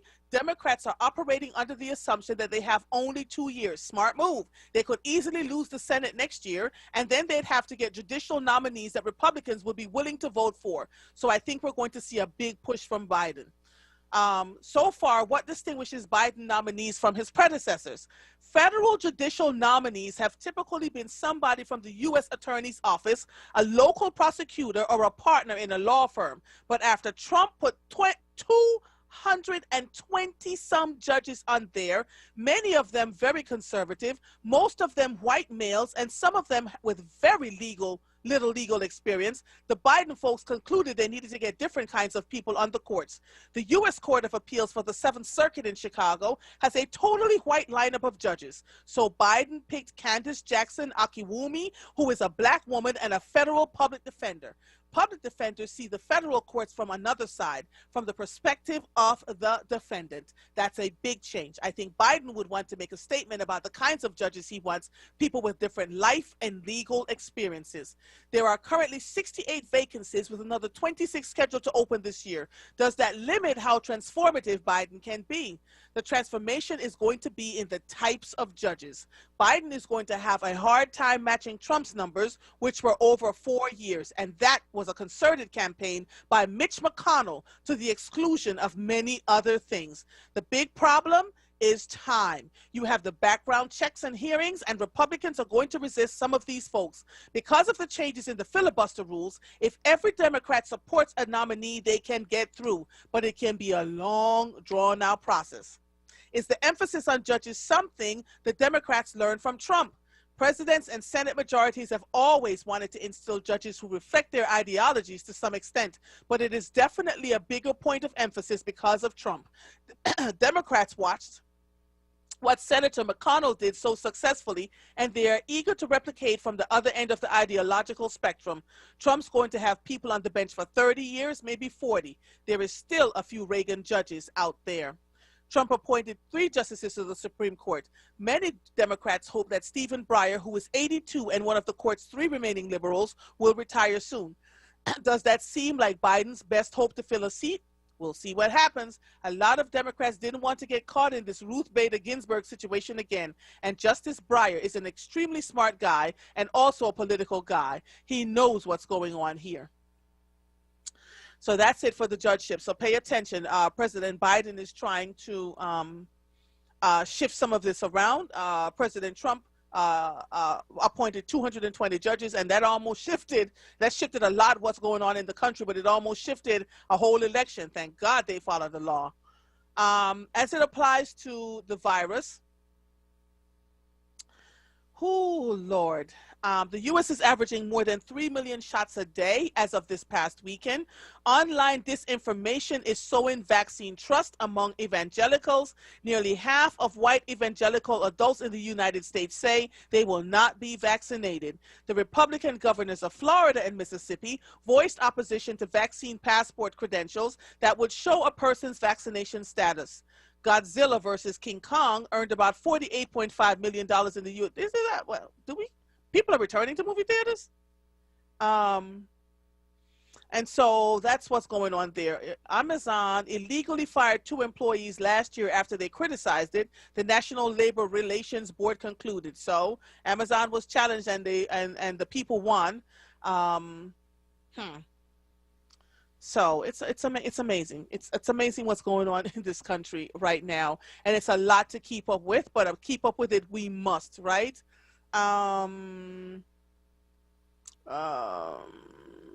Let's see. Here's another one. I mean, we have so much going on in terms of death. Jesus, the family of a man gunned down in early March believes the let me shut this off.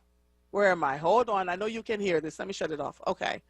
21-year-old Stacey Elliott Davis was driving through Philadelphia's West Oak Lane section on Thursday, March 11th, police say.